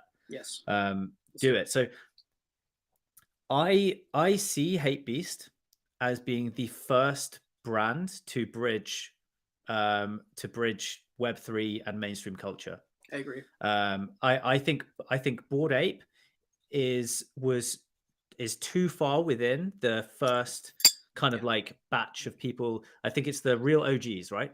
The Bored Ape is the OGs. It's too niche. You really gotta, you're right. Too niche. And the same with CryptoPunks, even Nisha, to be honest. People don't get it. They're like, why the fuck would I picture? Why would I buy this picture? HAPEBEAST is different. They look at that and they go, God damn. Like exactly. And so I see HAPEBEAST as being, in a year that we are about to go really first start to make moves into the metaverse. I think HAPEBEAST, and this is what I think they have as a vision. They have the vision of being the fucking brand. They want to be the supreme. They want to be the Gucci. They want to be the Versace. They want to be the fucking everything of Web3. And I think that there is a lot to be said for being first. But if you're first and you do it well, which they are, then good luck to brands who are going to try and compete with that. Absolutely. I agree with that. I agree with that exactly. Like that the long term there, I'm way more bullish in them long term than I am in them short term because it's too risky for me to decide. Because like if realistically, if HAPE went to 30 ETH tomorrow or after the reveal, I say that's overpriced, and I think that's ridiculous because they haven't done anything yet. I think in 10 years, if there were 30 ETH, I would be not surprised at all. But if they went to 30, that's pure FOMO and hype and demand, which is dope. Yeah, that's totally fine. But as far as a long-term vision, I agree. I think this is probably one of the it's the first ape project that is the gap between Bored Ape, because people see the Bored Ape and they're like, why? You know, like idiot, like celebrities buying it, they don't fucking know why they're buying this ape. They're like, oh, whatever. Like, I guess it makes me cool. But yeah, you're right about the networking thing. I see it the same way. And here's the thing. For everybody watching, if you're watching, if you're liking these videos, if you're in the chat, you didn't like this video, like the video. But if you're watching me and Tom's videos where we're covering everything on a weekly basis, right? There was a reason I partnered up with SupDucks, and the reason is because what you said, the connections, and what holding one SupDuck in my wallet or one Dogecoin or whatever these mid-tier blue chips, the ones that people can actually really get into for some people who have less liquidity than dropping 10 ETH on a cool cat or something, is. Here's how I think about it. When I think about buying an NFT long-term, like I bought CoinGame NFT long-term, I bought a Bungie long-term, is I think in 10 years, me having that in my portfolio, in my wallet, when I meet someone, or not even when I meet someone, whatever they've done in that 5-year, 10-year span, I think will bring me back my money in value, or will bring me some other value than the couple $1,000 I spent on it. And me owning a SupDuck, they might say, okay, guys, it's been 5 years. We've been building. We've got all this shit in our ecosystem now.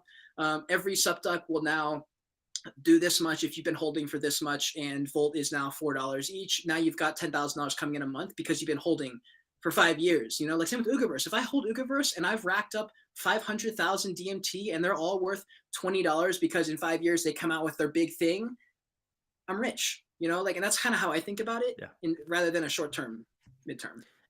Like you've absolutely nailed it. I think I think that our audiences, I hope that is the mentality that I think we put across to them, and I think that they get it. I think that the guys are on the chat now, I think they get it. Unlike and I'm completely cool with this. Like, we have Cody on the chat, and Cody has a completely different strategy. He is a sniper. He is a guy that has a fucking like a skill set to beat any skill set, which you have to have if you want to flip NFTs. Like, hard. You have to be flipping is very hard. So hard. I am so far away. So far away. I think that if you're like a big time gamer, if you really have like abilities to spot short-term trends, utilize tools, utilize information, and the networking effect. So it's like that is absolutely fucking crucial. But if you do that, like, if you do it well, like, I think it can become not easy, but I think that it becomes easier and easier to do that. To do that strategy, you need to be a full-time DGen. You have to literally be full-time. People don't realize, like, well, for me, I guess I wasn't full-time for a long. I wasn't full-time until like October, and like I was door dashing 8 to 10 hours a day, and then I would come and do some. I mean, that's not true. So I would watch crypto and NFT videos on repeat. I would rewatch Alex Becker and Elliot Trades videos.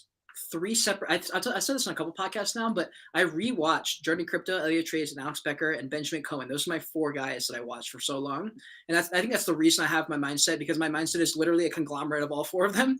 And I would watch their videos for 8 to 10 hours a day on repeat. I would rewatch the video, rewatch it in 2x speed, and be like, okay, what can I pull out of this each time? Something different. And that was incredible for me. And then I get home and I'm like, okay, now I'm ready to go. I can film a video and edit a video and go to sleep. But that's full time, like I was in NFTs full time. And realistically, I think if you want to succeed, I don't think there's another option right now, at least right now. Yeah, man. Yeah, absolutely. Like, it's funny how you to educate yourself, you went to what I consider like, I definitely am the same. Like, I went to Becca, I went to Elliot Trades, I went to Journey Crypto. Like, those are the 3 guys that, I don't know why, but I think it's because each of them have their own style. It's very unique, very, very unique style. But you just, for some reason, you're like, these guys are spitting facts. Dude, Like, literal fucking facts. it's just hard facts. Like these guys, you know, we spoke about Tony from Journey Crypto. You know, dude has $30 million in Bored Apes. Like Oh the my God, guy that's so clearly knows what he's talking about. Yeah. Same with Elio Trades. I think actually, you know, I think I consider Elio Trades from a crypto YouTuber's perspective, the ability for him to be able to speak just fluidly into the camera is fucking unparalleled. He is a literal master at speaking. I got my intros from him. Like that's where I'm affected or influenced. It's like the way I talk. I'm like, welcome to the Joyage Kingdom, like and I say with all this conviction and stuff. It came from that, dude. His lives, every single live, he clicks live and he sits there and he goes, all right, good, and he goes, welcome, cryptocurrency, and he just like, I sit there and I get excited, you know, dude. Yeah, I watch it and I'm like, I actually can't compute how he does it. I cannot. He's compute. a master. He's been doing it for years. That's the answer. He's been doing it for years. Yeah, but like I see like the rapidity of which his brain works, and he speaks as if he's reading from a teleprompter that has been written by a fucking like by masterpiece. Yeah, I'm dude, like, really how good. do you? I don't know. It's so good, so good. I think it's just he's obviously a smart guy. One quick one, side kind of side question. He obviously is the guy that runs Super Farm. NFT marketplace. Yes. He's not allowed to talk about it in his videos because that is illegal. What do you know anything about? All I know is that it's a very low. So we're talking about. So someone's just asked. We're talking about Elio Trades. Yes. One of the YouTube guys. Here, let me pull it up. So pull up Superfarm, but if you go to like CoinGecko, CoinMarketCap, it is at what I consider to be a very good entry point. Oh yeah. I mean, this is when I got in. It probably dropped around where I got in. I think I got in at like, what's it at right now? It's low, man. It's Superfarm's at 69 cents. I bought in originally at like 70 or 80 cents. So it's back to, I mean, I just been holding. It's no big deal to me. I never really took profits because it's Elio Trades and because this is his life's work and this is his like actual thing. Same with Gary Vee, like VaynerMedia is his actual job versus what he does for his content. Here it is. Hold on. So we have Superfarm, and then I want to pull up Elio Trades also, and also the Superfarm website because basically Superfarm reminds me a lot of IMX, and I think they're modeled similar because High Rise Creature was an NFT project he talked about minting on IMX, which I own a few of them actually. I think you're right. I think it's a good man. Superfarm's bullish for me long term because they're a gaming platform, because they're a NFT platform, because they're looking to like be in that world, and he's been in this world for so long. That's where I bet on the team and I bet on the guy, and that's kind of my thoughts on it. Same. Yeah. So I'm just wanted to get, because when I look at it, I'm like, they haven't had any activity. It's just nothing's fucking happened in months. And I'm like, you're kind of, so I just wanted to get another person's perspective. Yeah. Someone's asking where can we buy into the token? Superfarm token, I bought it on Trust Wallet. So a decentralized wallet, I think, is how you buy it. Or Uniswap or something. This is his channel though, 500,000 subscribers. He's been around for I think since 2017 or 2018. But you've probably seen him. If you're watching my videos, you've definitely seen him pop up somewhere on your For You page or. Yeah, he's the OG. Yeah, he's a very big OG. I believe in him long term. Same reason that I would buy a Journey Crypto NFT if I had the liquidity to buy in right now. But yeah, 69 cents. Yeah. This is the time where you would buy though, when they're not having anything going on. Because what I believe is that they're working on stuff. They're just not posting about it and they don't have anything happening right now. So this is a great time to buy. And this is in the last 180 days. We go back 1 year. This is a sick time to get in, honestly. I mean, This is great. They basically will pump up to a 2 or 3x every time there's a big like bull cycle, right? Because it just has to. And this is its prior all-time high back in the bull run. You're looking at a clean 4x here. If you get in, at their prices, which is what all crypto is right now. And this is their website for Superfarm. This is the High Rise Creature NFT. But this is the time to get into all, let's pull up CoinMarketCap. This is the time to get into everything. Yeah. I started dollar costing my way back into the market last week, and I'm just putting in a portion of every paycheck into it, and I'm just buying up mainly top 50 coins. Like I've got some coins that I like that have real use cases, I like to buy more of. The problem is I hate buying Ethereum and Solana because I use them for NFTs, so I don't buy as much from a investing standpoint. But look, I mean, pretty much everything in here, if it's DeFi or gaming, you're probably fine. You know, buying in a bear market and selling in a bull market. If you can sell. Yeah. So yeah. if can you go? Okay. Can you? Shit, hold on, I was going to ask you to go back to it. Yes. Just if there's, because someone's asked where can they buy the token. I just thought it'd be useful if there's anyone watching, even after the live, like if you go down to the markets and you can see the exchanges that you can buy the token on. That's how you this is something to me. Yep. Yeah. So Uniswap version 2, Gate.io, and eToro. Looks like, or no, not eToro. Sorry, it's sponsored. Binance, I guess you can buy here with USDT. And so the way you do it, guys, for those of you who don't know, you have to, the way, or at least the way I've done it is you buy USDT and you swap it. And yeah, that's pretty much it. Or you get wrapped ETH and you swap it for Super Farm. I think that's how I did it. I had some ETH and I swapped it on Trust Wallet or something like that. But yeah.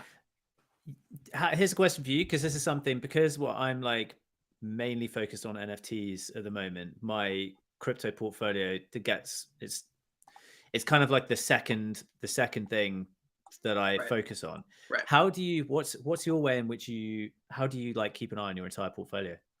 I'm aware of the coins that I want to be looking at. So part of that is I pay attention to Journey Crypto, Benjamin Cohen, and I keep a list of coins that I hear them mention more than 10 times in the course of 6 months.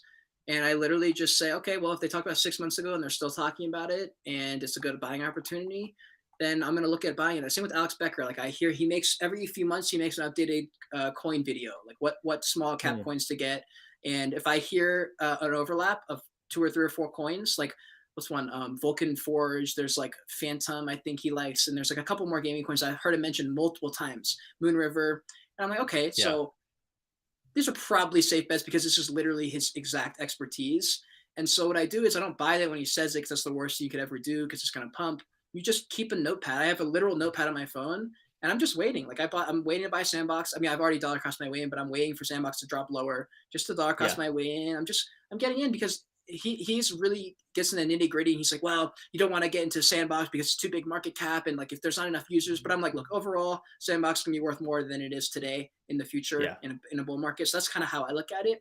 But yeah, I have probably 10 or 12 coins that I know enough about to speak somewhat educationally about. And then I look at markets and like, that's where I look at everything. I look at emotions and markets and I say, okay, it's not that complicated with investing. You just say, okay, well, if it's up, then I picked a good coin, it's going to go up. Same if you buy a Subduck or a mid-tier blue chip NFT, it's going to go up in a bull market. It's just facts, you know, it's just what's going to happen. Yeah. So you pick the coins that have a solid foundation. Hopefully you've looked at the team, make sure they've got a good set of people behind the team. It's not bullshit. They've got backing by influencers that aren't paid, stuff like that.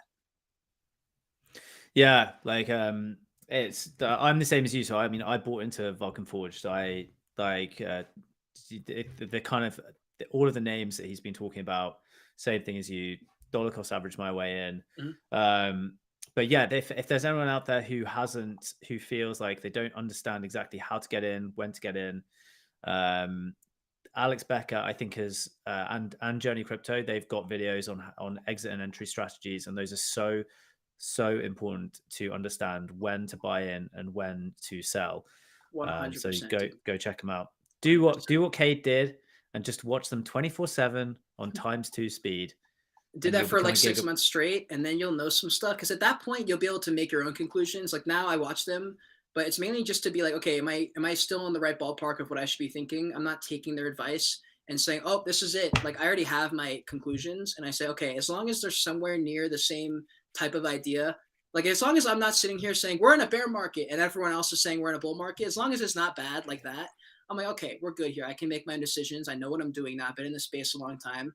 And that's how you build that. Yash is in the chat. He says, you were a DoorDashian? I was. I DoorDashed every single day for between 12 and 14 hours. It was absurd. And I was living in my car back then. I was traveling the country. I was living in my car, sleeping in hotel parking lots, Walmart parking lots, people shooting up heroin next to me in the fucking, they're like literally just like stabbing themselves and just knocking out right next to my car, bro. Like it was crazy. But yeah. Love DoorDash. That's super fun. I always think I have so much respect for anyone that's done that. Like so much It's respect. hard. It was I have PTSD sometimes if I'm driving too long Ugh. and I start to think about it, or if I even think about it too long about parking in a Walmart parking lot and sleeping there, I get like shivers because it's just like it was fine, but to think about doing that again makes me want to throw up, I guess. Like Yeah, yeah. man.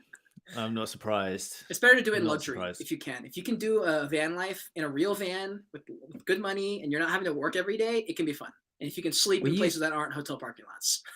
dude? Were you sleep? What car? What car did you have? I was in a Prius. My mom had a Prius, and I was like, "Look, I'm gonna travel the country. This is perfect for traveling all over the world because it gets amazing gas mileage, and it's small enough, but it's maybe good enough." So I have a full YouTube series where I pulled apart the car, ripped everything out, made it into a home, and I lived in it. And I have like Oh, the whole summers documented. And so if you guys are like nerds and you have nothing else to do and you want to watch that, you can. I'm definitely gonna But binge that. That's gonna be my Saturday night dynamite binge. Is gonna be there's some Cade bangers in there. There's a ripping couple out the bangers in Prius. there. I saw all those videos, but I was like, I didn't obviously like trying to fucking make sure I'm keeping the eyes on the prize. But Yes. yeah, I'm definitely going to be going and checking those videos out because I want to see you. How did you slept in it? Yeah, I slept in the back. So I've ripped out the back seats and I built a platform of wood and it had like Wow. a thing And like this. your mum was cool with that. Well, she was getting a new car anyway, so she was like, "I'm going to Oh sell this," right, and I was okay, like, "No, no, no, I'll just take it. I'll okay. take it off you, and I will use it." And it broke. It broke 2 weeks in to the trip. I drove all the way from South. So if this is a map. Hold on, let me. If this is the map of the United States of America, and I started in South Carolina down here, I drove all the way. What did I do? I went this way. I almost lost gas because the Colonial Pipeline burst, so I almost was totally fucked 24 hours in.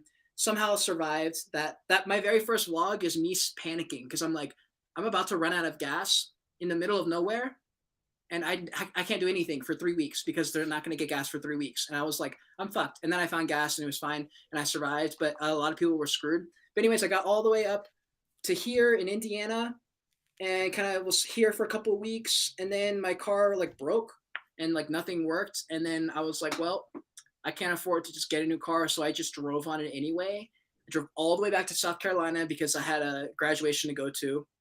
That was the plan, to do a 2 week little like trial basically and come back. So I drove on a broken car, right? I had to.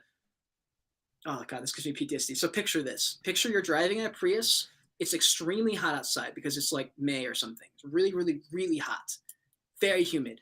And my car's problem was the coolant was broken. So I couldn't keep the car from overheating in the hottest part of the year ever. So I said, okay, well, I can't drive the car in the day because after 20 minutes, the car turns itself off in the middle of driving, like in the middle of the road. Yeah. So I said, all right, well, I'm going nocturnal for the next 4 days. And I drove for two to 4 days, I forget what it was, and drove at night. I drove from 6 p.m. until 5 a.m. and I would go to sleep until like 2 and then do whatever until like sunset again and go again. But I had to stop, Tom. Every 40 minutes, I had an alarm go off. Every 40 minutes, turn the car off, pull over from the side of the highway, wait for 15 minutes, let my car cool down, and then go again. 40-minute intervals, dude. It was. Dude, now I can empathize with that deeply because last year, probably at the same fucking time, actually, I bought a car. I bought a 10, no, maybe like 12, 13-year-old Suzuki in March last year. Let's go. And within 3 weeks of owning it, I was driving in the middle of the night, like up to go see my girlfriend, like 300 miles away. And I was like half an hour in, and I was just getting onto them like motorway, and I suddenly hear this like clanking noise, like, and then when I put my foot on the gas, nothing is happening, and I lost power steering. So I was like, what the fuck? And I luckily just managed to pull into like a station stop. Just thank God. Nice. Thank God. But it was at like 11 p.m. at night, and I had to wait there. It was freezing. It was in March, but it was cold. It was fucking freezing. So I was like had to stay in my car until like 4 a.m. before I got picked up. Wow. But yeah, had to like that. Luckily, I didn't have to drive. I couldn't drive it back, but yeah, got fixed. I had to replace the engine. Nice. Damn, cool. That sucks. Replace the engine, and then I got it back like 4 months later. I had it for 2 weeks, same thing happened again. Fucking What? just yeah. So I empathize with your car coolant problems because that's exactly the shit Dude, that I went through last year. shout out Priuses. Shout out Anthony Lures who says Prius gang. Priuses are very, very reliable. Actually, that was a problem because it was literally a 2004. It was a piece of. I love that car, Oh, but it was wow. old as shit, right? It was old. Yeah. It had like 200,000 miles on it almost. And honestly, it did incredible. It had only that real issue until the very, very end. So I basically went. Yeah. I went back to Charleston, right? Got the car fixed. And then I said, you know what? I love New York. I love Boston. I'm going to go visit. So I went up the coast, went to like Cape Cod, Maine, New York City, and then drove all the way across like Montana, Colorado, California's on this side. Got to like this area, went up, stayed in Washington State for a long time because I love Washington State. And then I went to Vegas. But like, the thing is, the point I was trying to make is I got all the way to the West Coast top corner, which is my goal. That was my end goal. I wanted to get to Washington State and stop. And I got there. And once I got to Washington, my car must have known that it was time to be over because the moment I parked in that national park for like however long I was going to be there, every single light on the dashboard fires up. And I was like, damn. So yeah, I drove on it for a couple more months. And then I was trying to sell it. And I went to the dealership and they're like, yeah, everything is broken. You're going to have to sell this like for parts. And so I got rid of the car. Yeah. Shout out Prius. Dude, same for me, man. Suzuki, like again, like Japanese cars.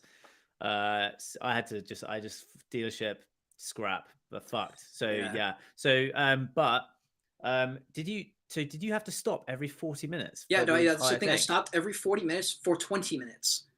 For the entire all of that driving. Dude, it was awful. Like every 40 minutes, a 20-minute breather on the side of the road, and the car's off, and it's hot still and humid. So I'm just sitting there sweating, and it's pitch black outside, and I'm hoping no one kills me. But dude, like. Yeah, that Prius went through it with me. If you haven't already liked this video, you just for that alone, imagine poor Cade in his car every 40 minutes, just the crying into his hands, waiting for that fucker to cool down. Give him a like for this. It was brutal. There was something I was going to say about that, about the car. What was it? I don't know. I'm not sure what that was. It's kind of funny is people in the chat are like, not everyone's watching it live. So there's people talking about like Super Farm. I saw someone earlier say something about HAPEBEAST, and I was like, wait, what? And I was like, oh, right, they're probably watching it like back or something. But I wanted to ask you do we have a couple AMA questions that I thought would be interesting? So first one, I have to ask this just because it's you. What was breakfast? What'd you have for breakfast this morning? So I said this. Someone asked me this last week, and I said it, and they were like, what? What? I was on another podcast actually, and I explained. I said it. It's a French pastry. It's called a pain au chocolat. It's called no, it's not a crepe. It's a pain au chocolat. Silence again. Fucking what's it called? So pan spelled pain, P-A-N-Y, P-A-I-N, P-A-I-N. O, so another word, A-U. A-U. And then chocolat, which is I see it. I think it's. Yeah. There we go. It's a croissant with fucking chocolate in. Okay, if you had said that, I would have said word. That's exactly what I would have said. Oh yeah, totally. What would I had to say though? You just would have said like a pastry with like chocolate bits in it, like a croissant. Yeah, a croissant with chocolate bits in it. Like that's everyone's heard of this. These are lit. These are really good. Yeah, but people don't eat these. This isn't a thing in America. Like Americans don't eat fancy food. Like we're very gross, and we eat fucking Pop-Tarts, and we eat like cheap shit. Like, but whenever I see people in Europe eating, it's like it looks better quality. But I'm like, is it, or is that just us thinking? Dude, that is not what I should be having for breakfast. Like, but it's fancier, is what I'm saying. It's like a little bit fancier than Americans do. It is fancy. I'll give you that, but it is definitely not what I should be putting in my body at like 8 in the morning when I have my coffee. But I walk down to the coffee shop, get a latte, get a pain au chocolat. But yeah, so here's for all of you guys who are listening, who perhaps maybe have or have not seen my videos. I love mentioning breakfast in the morning. 6 out of 7 days a week, I don't have breakfast. Interesting. Me too. I've intermittent fasted for like 10 years, 15 years. So you've been lying this whole time. You've been asking everyone if they eat breakfast, and you haven't eaten breakfast. No. No, absolutely no lying, Matt, bro. I've been asking them what they've had for breakfast. So there's no lying. You cannot be saying I'm lying. But today I did have a pan au chocolat because Epic. I was hungry, mate. I was fucking hungry. He was hungry, and now you're not. Now you're not hungry. That's dope. Now not exactly. We have a question from Yash. He says, I guess he's probably at the point about invisible friends on whether or not you should hold invisible friends or not. I don't know, dude. AZUKI ruined everything. I don't know what to think now. I don't know what to think. I don't know.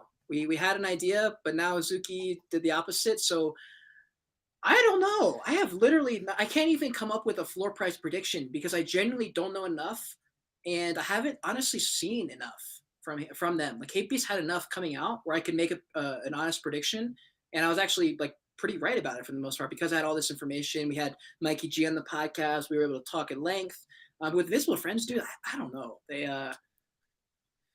fuck. Yeah, dude. So the one thing with Invisible Friends is they kind of like set the trend for the motion. That's like true. walking graphic, right? And then we've seen a ton of copycats since they started. I'm about to cover HAPEBEAST, and I don't have a choice, but I have to. Exactly. So there's been a lot of kind of like imitations, but Invisible Friends still hasn't launched yet. But they are the first. Yeah. The big question is how firstly are they going to deliver on the artwork? And I think that the answer is hopefully yes. Yeah, I would assume. I think so. I assume so. The question I have is like, how unique will the art be, like between every NFT? Like, because I think that's going to be quite important. Oh yeah, that's going to be very important. Very important. So I think that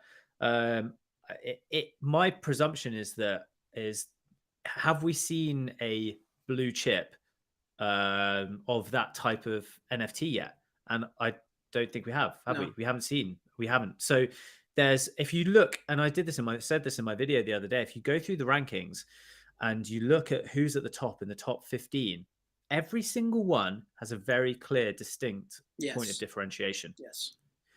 And whether it's, so you've got Bored Apes, CryptoPunks, CloneX, AZUKI, keep on going Doodles, keep on going down Cool Cats. Every single one is different. And that was my point that I made in my video, in that if you're looking to launch a successful NFT project, the biggest, most important thing you need to focus on is how you can be different. Yeah. Which is why I think that potentially we could see some interesting thing with Invisible Friends. I agree. I think I can't guess on the short term. I think long term they probably will be pretty dope.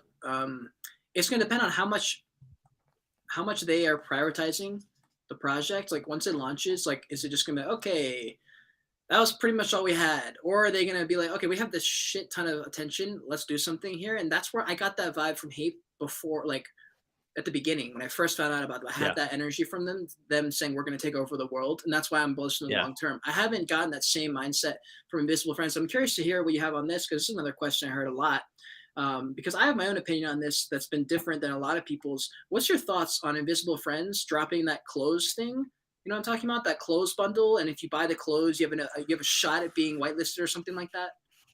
I'll be completely honest, completely missed that. I know that they dropped some merch that someone talked to me about. Was that it? They dropped. Yeah, they dropped a bundle. It's extremely expensive. It's like $150 for a shirt and a hoodie kind of thing. But for me, I was like, yo, that's like gas. Like when people are like, how am I gonna spend $150 on a hoodie? I'm like, no, but you're not buying a hoodie.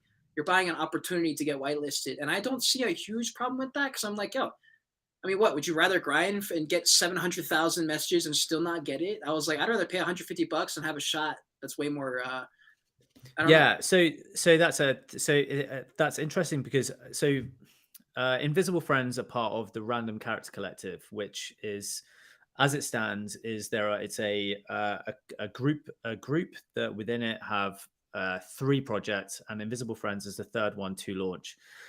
So I think it's pretty easy for us to say, right? They're fucking gonna have some more. Yeah. Like it's, they're gonna be having some more. Each project is a different artist. Yes. So and motion graphics so far. Every single one has been motion graphics. Mm-hmm. What we noticed, and again, this is when we talked about L's and the FOMOs of missing out. when they first launched, and there was a little bit of hype, and I was like, wow, these looked sick, and I covered them like, you know, a month or so ago before it kind of took off. You could buy the Slim Hoods or the Mood Rollers, which is the other two projects. Very cheap.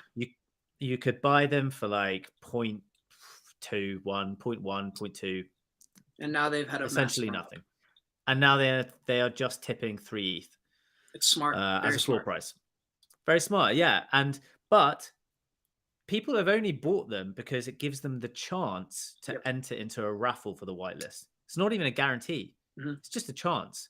So it's the same. It sounds like it's the same with the hoodie, with the bundle. It's exactly the same. And that's why I was surprised, because I saw like Giancarlo and I saw some like pretty level-headed people that were not happy about that. And I was like, I thought you would have been the one to put out the tweet saying what I was thinking, but I guess not. I guess some people are pretty conflicted about it.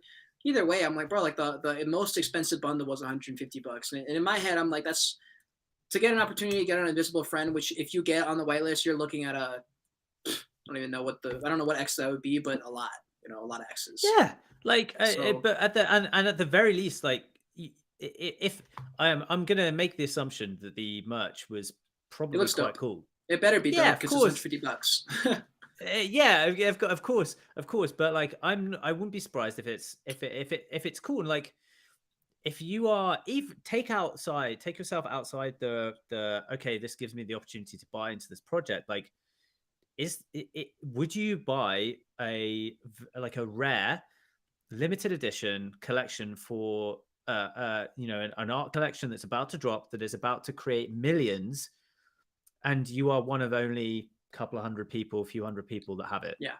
Like, would you that and is if it's good shit, again, that's another reason. Like, why would you, what's the problem? Like, so yeah, I'm with you. I'm like, if it was shite, I probably wouldn't get it. I would, but if it's good quality, it looks pretty good. It looks cool. Does look like good quality. Yeah. If it looks cool, and it's also, remember, this is all part of the ecosystem of artists, art collections, and especially with these guys who they are like invisible friends, no roadmap. So it's an art project. It's it's a completely full art. So you are investing in an artist. You're investing in the story around the artist, and the history of the artist. You've just got an opportunity to buy their first ever hoodie. Yeah. $150 sounds pretty cheap when their JPEG is going to be selling for 20 grand, 30 grand. Like, no brainer. Exactly.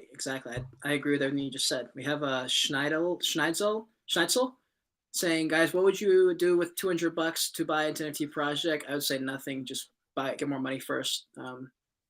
Yeah, that's all I would say. Yeah, I would say you just need to focus on education, because that's things at the moment. There's so much content out there. You can learn from some really good guys. The guys that I would focus on is Cade, Bergman.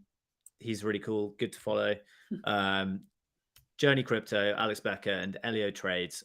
Don't worry too much about outside for the first kind of month or two. Just focus on learning from those guys. Yeah, and if you want to know about like the culture and like what's going on in the NFT world, from like being able to understand emotions and stuff, I think both of our channels do a great job of covering all of the things NFTs. I think Giancarlo is also one of my favorites.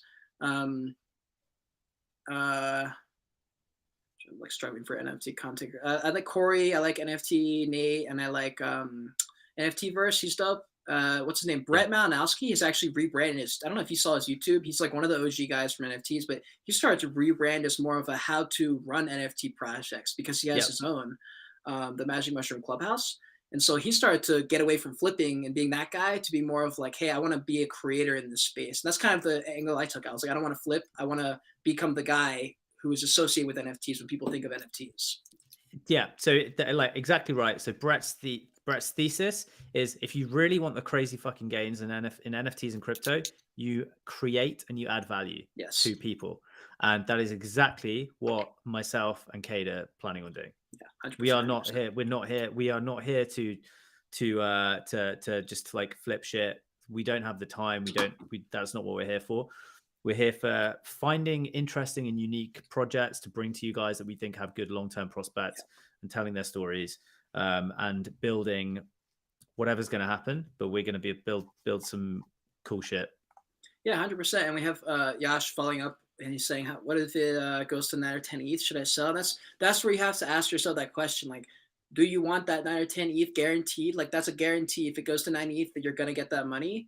And if you want it, then yeah, you should sell it. But if you want to be there for the long term because you believe in the brand and it doesn't matter if it goes back to 3 ETH and you can stomach that drop, then you don't sell. But you just have to ask yourself which one you care about. Do you want the 10 ETH? Or do you want to hold this NFT? And I can't answer that question for you. But if you're looking for money, then sell.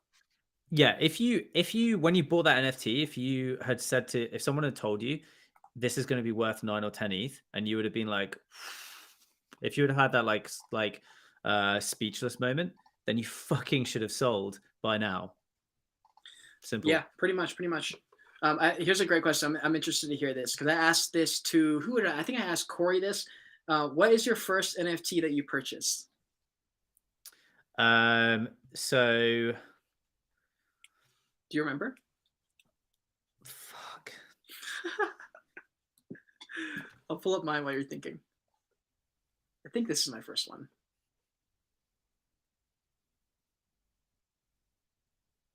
Fuck. Guys, if you guys remember what you bought for your first NFT, drop them in the comment. I'd love to see what everyone bought for their first NFT. Where is it? Here it is. It may have been a Magic Mushroom Clubhouse. Really interesting. Yeah, very interesting. Well, probably a pretty good buy then. Did you mint it? Yeah, it was no, just bought off secondary. It was just one of those ones where like I'd been following it for ages. I just didn't have any liquidity to buy NFTs. I pulled all of my money out of crypto.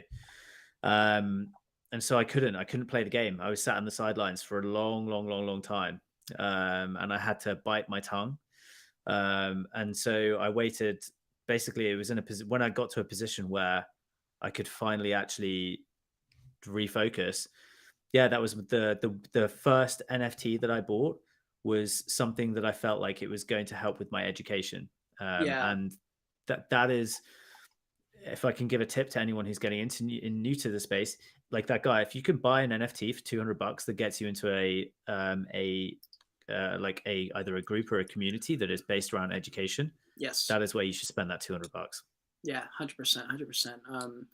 The way I looked at it after a few months of trying to flip and realizing that's not where my passion was, I started to look at NFTs as an investment in my education and saying, okay, well, I have to spend this money to know what this experience is going to bring me and for me to learn about more NFTs. So I took out like thousands and thousands of dollars from my Coinbase and threw it into Ethereum to buy NFTs with the intent to learn and not make money, but to just play and to figure out, try things, do a mint when I knew it wasn't going to work, just to see what it would work, like what would happen. Like I minted a fucking pumpkin head during Halloween and then was like, okay, well, I could sell this right now for profit. I'm a 3x right now. But fuck it, let's just see what happens if we hold, because maybe it can break the trend. And then it didn't. And I was like, okay, now I know that you can't break the trend. If you're a Halloween project, you're probably not going to make it past Halloween. But this is my first NFT. It's an Evaverse. So if you guys know, Evaverse just had That was your first. My very first. This is my NFT. No, dude.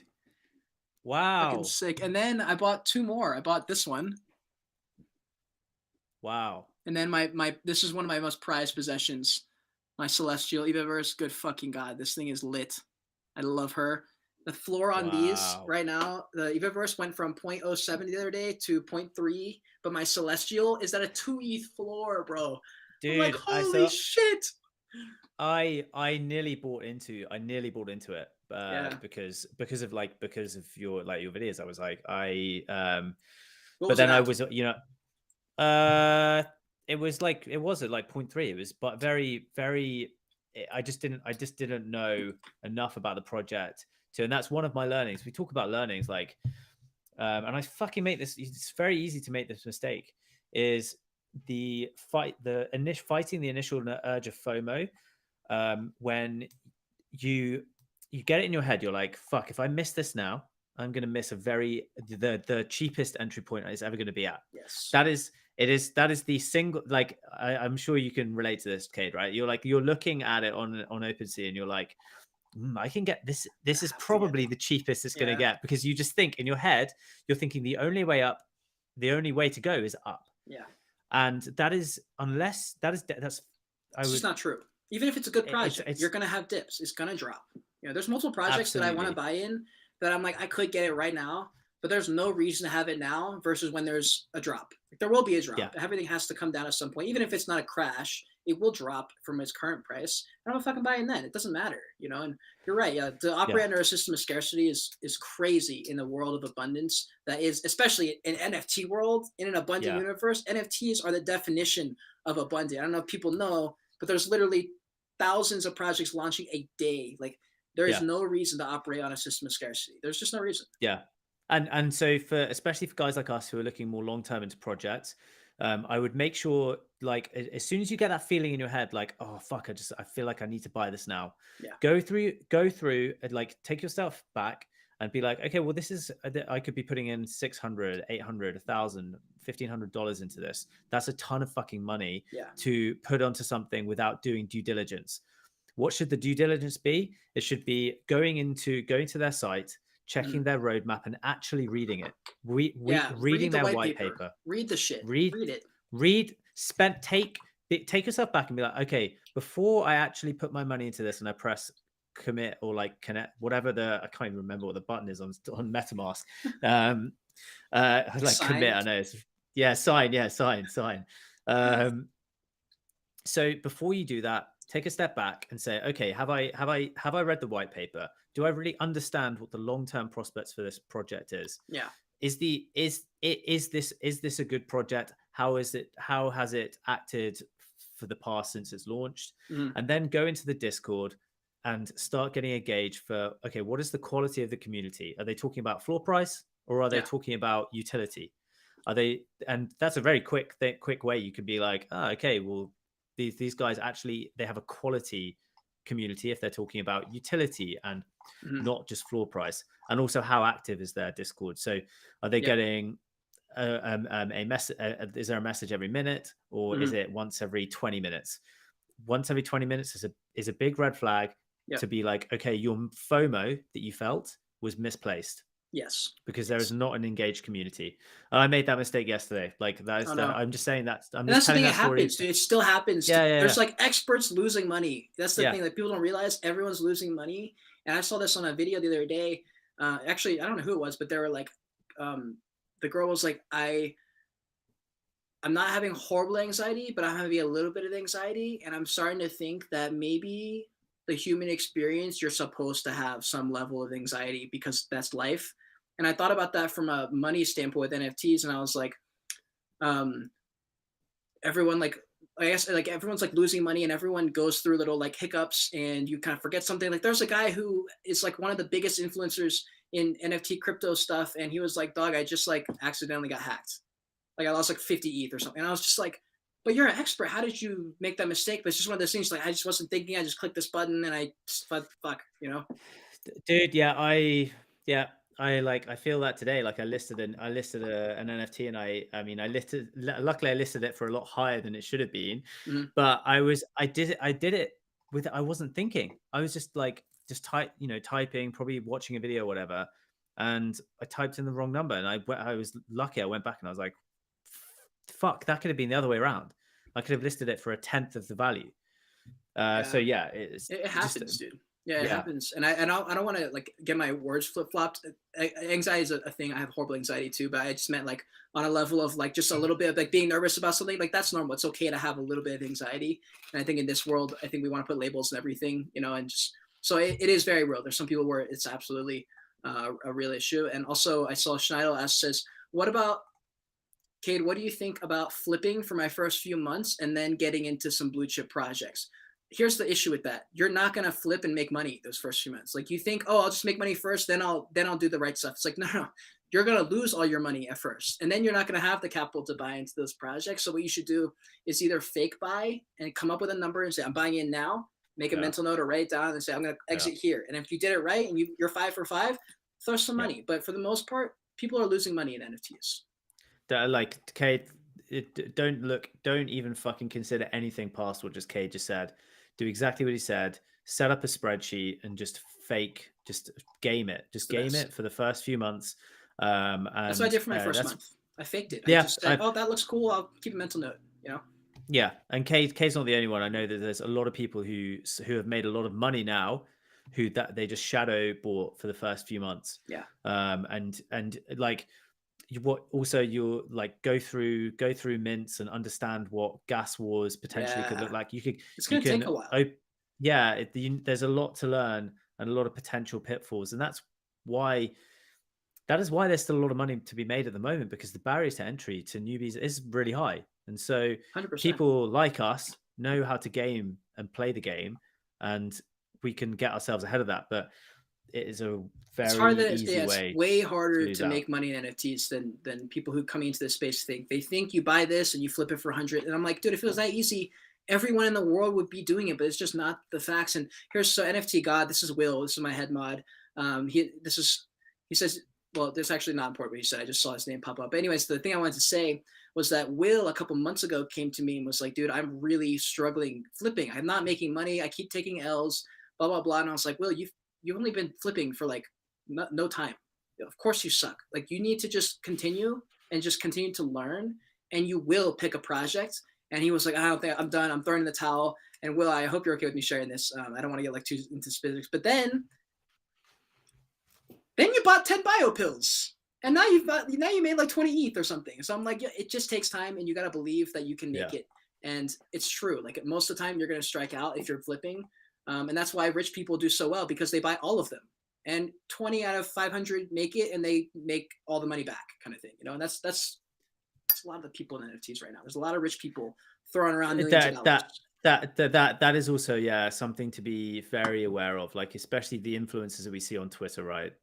These are people that they have fuck you money, and they can do whatever they want. And I do think there's a lot. I do question the anonymous, the anonymousness of some of them. These like the big whales, like Beanie. Like who is Beanie? Is it a corporation? Yeah. Is it really this dude who looks like a redneck, or like he's like 50 people? I think that is him. That's what I've heard. I think that is actually him. But it's crazy. That's the thing.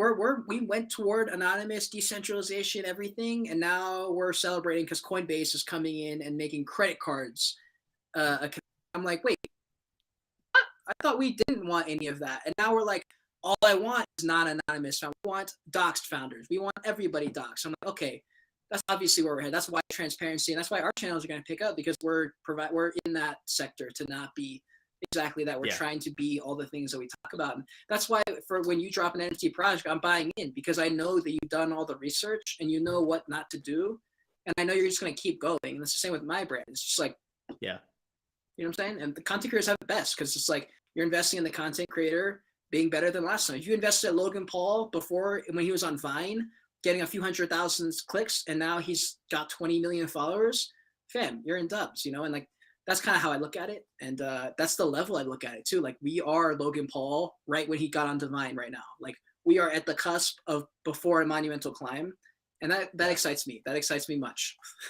Dude, it is exciting. It is what makes me and you like grind it out every day. Exactly. We've said this before to each other. We know how, and YouTubers know this as well. Like, how fucking tough it is to do this shit.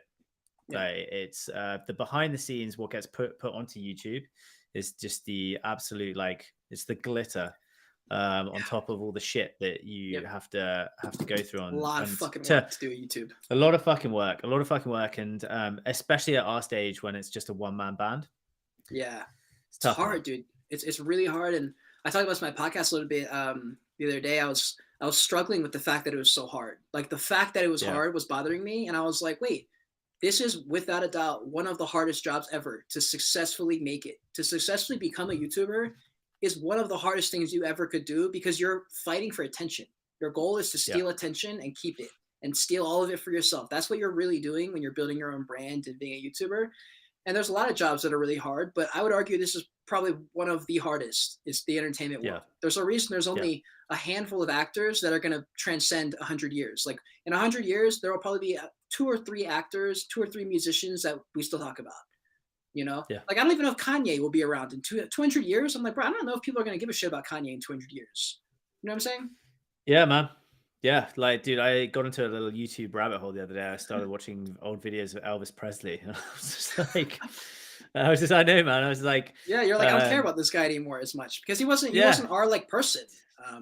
But then you go back and you look at all the shit, and you're like, this guy was so hot. Like, if you touch, well, I mean, he was also just like extremely unhealthy, so he was physically very hot. But I watched something like his performances, and if you look back at his, I had no idea. The dude made like 50 Hollywood movies. Dude, he did it without I thought he only made like.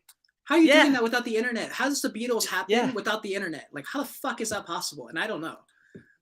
So it's funny. A tiny little side story. Well, I'm sure we can wrap this up. Yeah, we got like one more question. So yeah, take your time. Yeah, I was in a hot tub the other day at the gym, and a guy was like telling me about. I spoke to him. I was like, I played this game with my friends the other day. Which decade would we go back to if we could live in a decade? And I said I would like to live in either the 60s or the 90s. Why the 60s? To do drugs? Yeah. Yeah. I would do that. But legit. The guy was in his 60s and he agreed. He said either the 60s or the 90s. He said it would be nice, dude. It'd be nice to not live in a world that's focused on putting your best face on the internet. You know? Yeah, I know, man. I know. So it's crazy to think, but you look at videos back then in the 60s, and people, they had a wild time. Like, it was like hysteria. They didn't care about what it looked like from that. They're like, fuck it, dude, I'm just doing this because it was just lived in the moment, and it sounded great. But anyway, what's the last question? What have we got? Okay, so last thing is right before that, Will says flipping is like getting in shape in 30-day programs versus hodling with the mentality that we have is like going to the gym for 5 years. Because when people ask, like, yo, why are you ripped? It's like, because I've been working out for 10 years. You know, like that when people are online, you say, how come Bradley Martin is so big? It's like, well, he's on test, but also like he's been working out for 20 years. Like, that's why. It's not because he cheated. Like, most people who are ripped at the age of 15 are on drugs. Like, that's the reality of it. When I was 15, after 2 years, I looked like I maybe went into the gym a couple times a week. There's people on Instagram who are 16 looking like they're 30. And I'm like, bro, these guys are clearly either on something or they're, I don't know. Actually, I don't know how they're doing it. But okay, here we go. Last question. There we go. Okay, so I'm 23. You're 34. I'm sure there's people in this chat who are in our ages. 33. Hang on. 33. Right, my bad. I'm 34 in 3 months. And when you get to my age, every fucking month counts. Oh my god. So anyways, I'm sure there's people in between our ages, older than you, younger than me. I'm sure there's people who are 14, 15 watching this. What advice do you have from your perspective at 33 and a half years old? What advice do you have for peeps? Yeah, good. Like, it is a great question because I know that I'm relatively unique, right? Like, so my friends who are my age, I have like very little in common with them. Most of my friends in real life are like actually they're just your age, Cade. They're like mid-20s. They're people that when I lived abroad I became friends with. My girlfriend, she's 10 years younger than me. So I figured you act like you're 23. You have that youthful energy. Yeah, dude. So it's not like you've lost it. It's not like you've lost it. Yeah. That's what I'm saying. But so I get this all the time. Like, people are surprised my age, but I'm pretty playful. I just think life is an absolute gift, and I just want to make the most out of it. Like, I've always just wanted to like reach my capacity. So what would I say to someone who's, I don't know, what age would that was? What was how about, do you want to go like 15 or so? I feel like there's a lot of people in their teens, like in high school, like early college, who are getting NFTs, and like you can give advice about NFTs or life or philosophy, whatever. So I consider, and this is very difficult to say, but I've done a lot of jobs. I've worked in tons and tons of industries and tons of jobs. I've worked with all types of people across all age demographics, everything. So I feel like I've got a very good kind of vibe on just life in general. I've seen what works, what doesn't work, and I've done that on purpose. But one thing that I will say, if you are 14, 15, when I was your age, I did not have access to the information that you have access to now. Social media didn't exist. And I cannot even begin to comprehend what that must be like. So for me to tell you what I think that you should be doing at the age of 14, 15, I will be completely transparent. And I cannot say that. And I just can't, because you live in a different time where information is so freely accessible. You have access to me, Cade, and everyone else on earth. The one thing that you have to, I think that's really important, is realize that life is very long. And one of the reasons why I'm 33 and doing this now, and I'm not 23 and doing this now, is that when I was 15, 16, I had to make up my mind. I had to make the decision on what my career was going to be. I wanted to be in the medical profession at that time, so I had to make that decision. And I look at that and I don't regret it, but I definitely believe that you should be spending your teens and early 20s just experiencing as much as possible across as many domains and modalities and industries as you can. I've seen a lot. I've seen, especially in the influencer space in crypto and NFTs, there are some young winners. And I'm going to be completely honest about this. They come across as fucking punks, like, and not in a good way, like not in a cool way. Just they have. A lot of them got lucky. A lot of them have got lucky. A lot of them have got lucky, and unfortunately, what that's meant is that they have now gained huge followings on Twitter. Yeah, and they equate that following on Twitter or YouTube or whatever to their ability, and that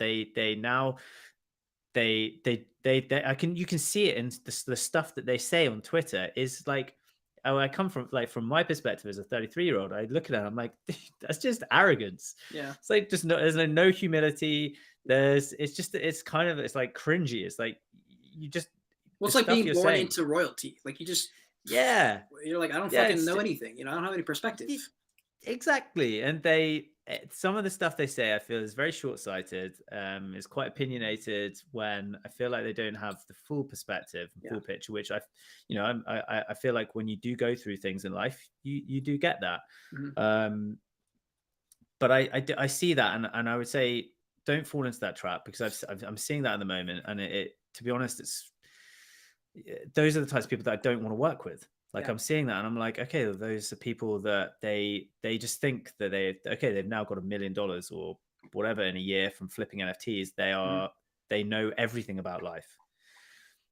And that just like, be aware of not that. The case. Yeah, just to be aware of that. I agree, dude. Agree. If any of you guys one of my favorite films, top 5 films to watch, is The Social Network. Yes, so that's a great. It is a fucking incredible film to see what happens when someone who is perhaps maybe a little bit socially inept, or kind of maybe a bit of an outcast, when they really get into it and they all of a sudden they make it. The scene in the film where Mark Zuckerberg, he gets his business card made, and it says, "I'm CEO, bitch." And that is exactly the type of shit that I'm seeing on Twitter at the moment. Yeah, that's a good way to put it. That's a very good way to put it. Yeah, I see that. Just sorry, short, wrap it up.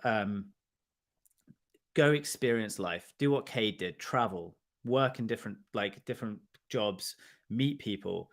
Just experience life when you're in your 20s. Yeah, I agree. I came to that conclusion early, no doubt, because of the internet. You came to that conclusion. I don't know when you came to that conclusion, but probably later than I did.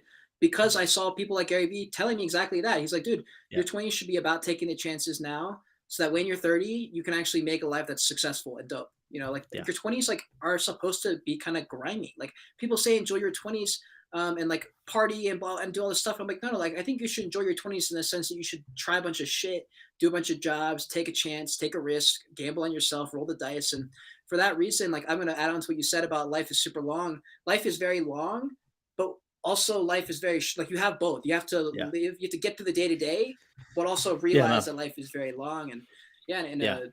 I mean, I've learned a lot in this past year. I feel like I grew in the last 2 years more than I did the last 20 years combined because I was more intentional with what I did. I had real intention when I did something, and I literally rolled the dice. I think rolling the dice on yourself for the first time is something that 99% of people don't do their whole life. Like a true roll the dice where you say, I literally might fucking lose everything, but whatever, and do it anyway. I think that kind of decision elevates you to a level that age doesn't really matter. It's going to be the experience of people who did that. And that's why there are people who are CEOs who are 25 who speak like they're 35 because they've done a bunch of stuff that even people who are in their 30s and 40s haven't tried yet.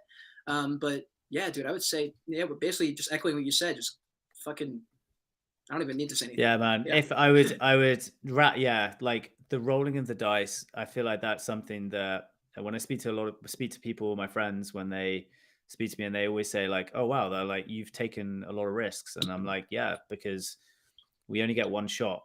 Yeah, you And have to. I do not want to be sat on my deathbed and just being like, I did not roll the dice. So Yeah. I've rolled the dice quite a lot of times in my life, and I will continue rolling the dice. And you have to, because people think they did. Like until I left on my trip, I thought I had rolled the dice before, and then I looked back in my life and I was like, wait, all I did was go to high school, go to college, and play soccer. I never have actually done anything. And in this world, in this reality, in our earthly human existence, you are your actions. You know, you can think you're a good person, but if you're screwing people over left and right, and you're a delusion, Yeah. that's what you are. And so Yeah. your actions reflect that. And you can ask yourself a real question in the mirror and you say, have I actually gambled on myself? Have I actually faced my own self and, you know, become more aware and ask those questions? And I would say most people haven't, because it took me, and I thought I was spiritual for so long, but it was only like this past year that I really faced myself and sat alone. This whole trip I did was solo. It was all by myself, very, very like isolating, you know what I mean? And those kind of experiences are why I am able to do the things I'm able to do. And fuck yeah, that's basically it. Yeah, So man. Dude, putting yourself out of your comfort zone, like you have set yourself out, and I envisage you doing that. I can see you doing that many more times, and I'm so too. excited to watch you do that, document that, and learn. And I see I'm fucking excited, man. 100%. And it gets easier too. That's the best part. Like you've definitely seen this. It gets easier to roll the dice because you believe in Yeah, yourself more each yeah, time. That's the best yeah. part. Wise Fool says, time to eat my edibles. Yeah, you better get on that, fam.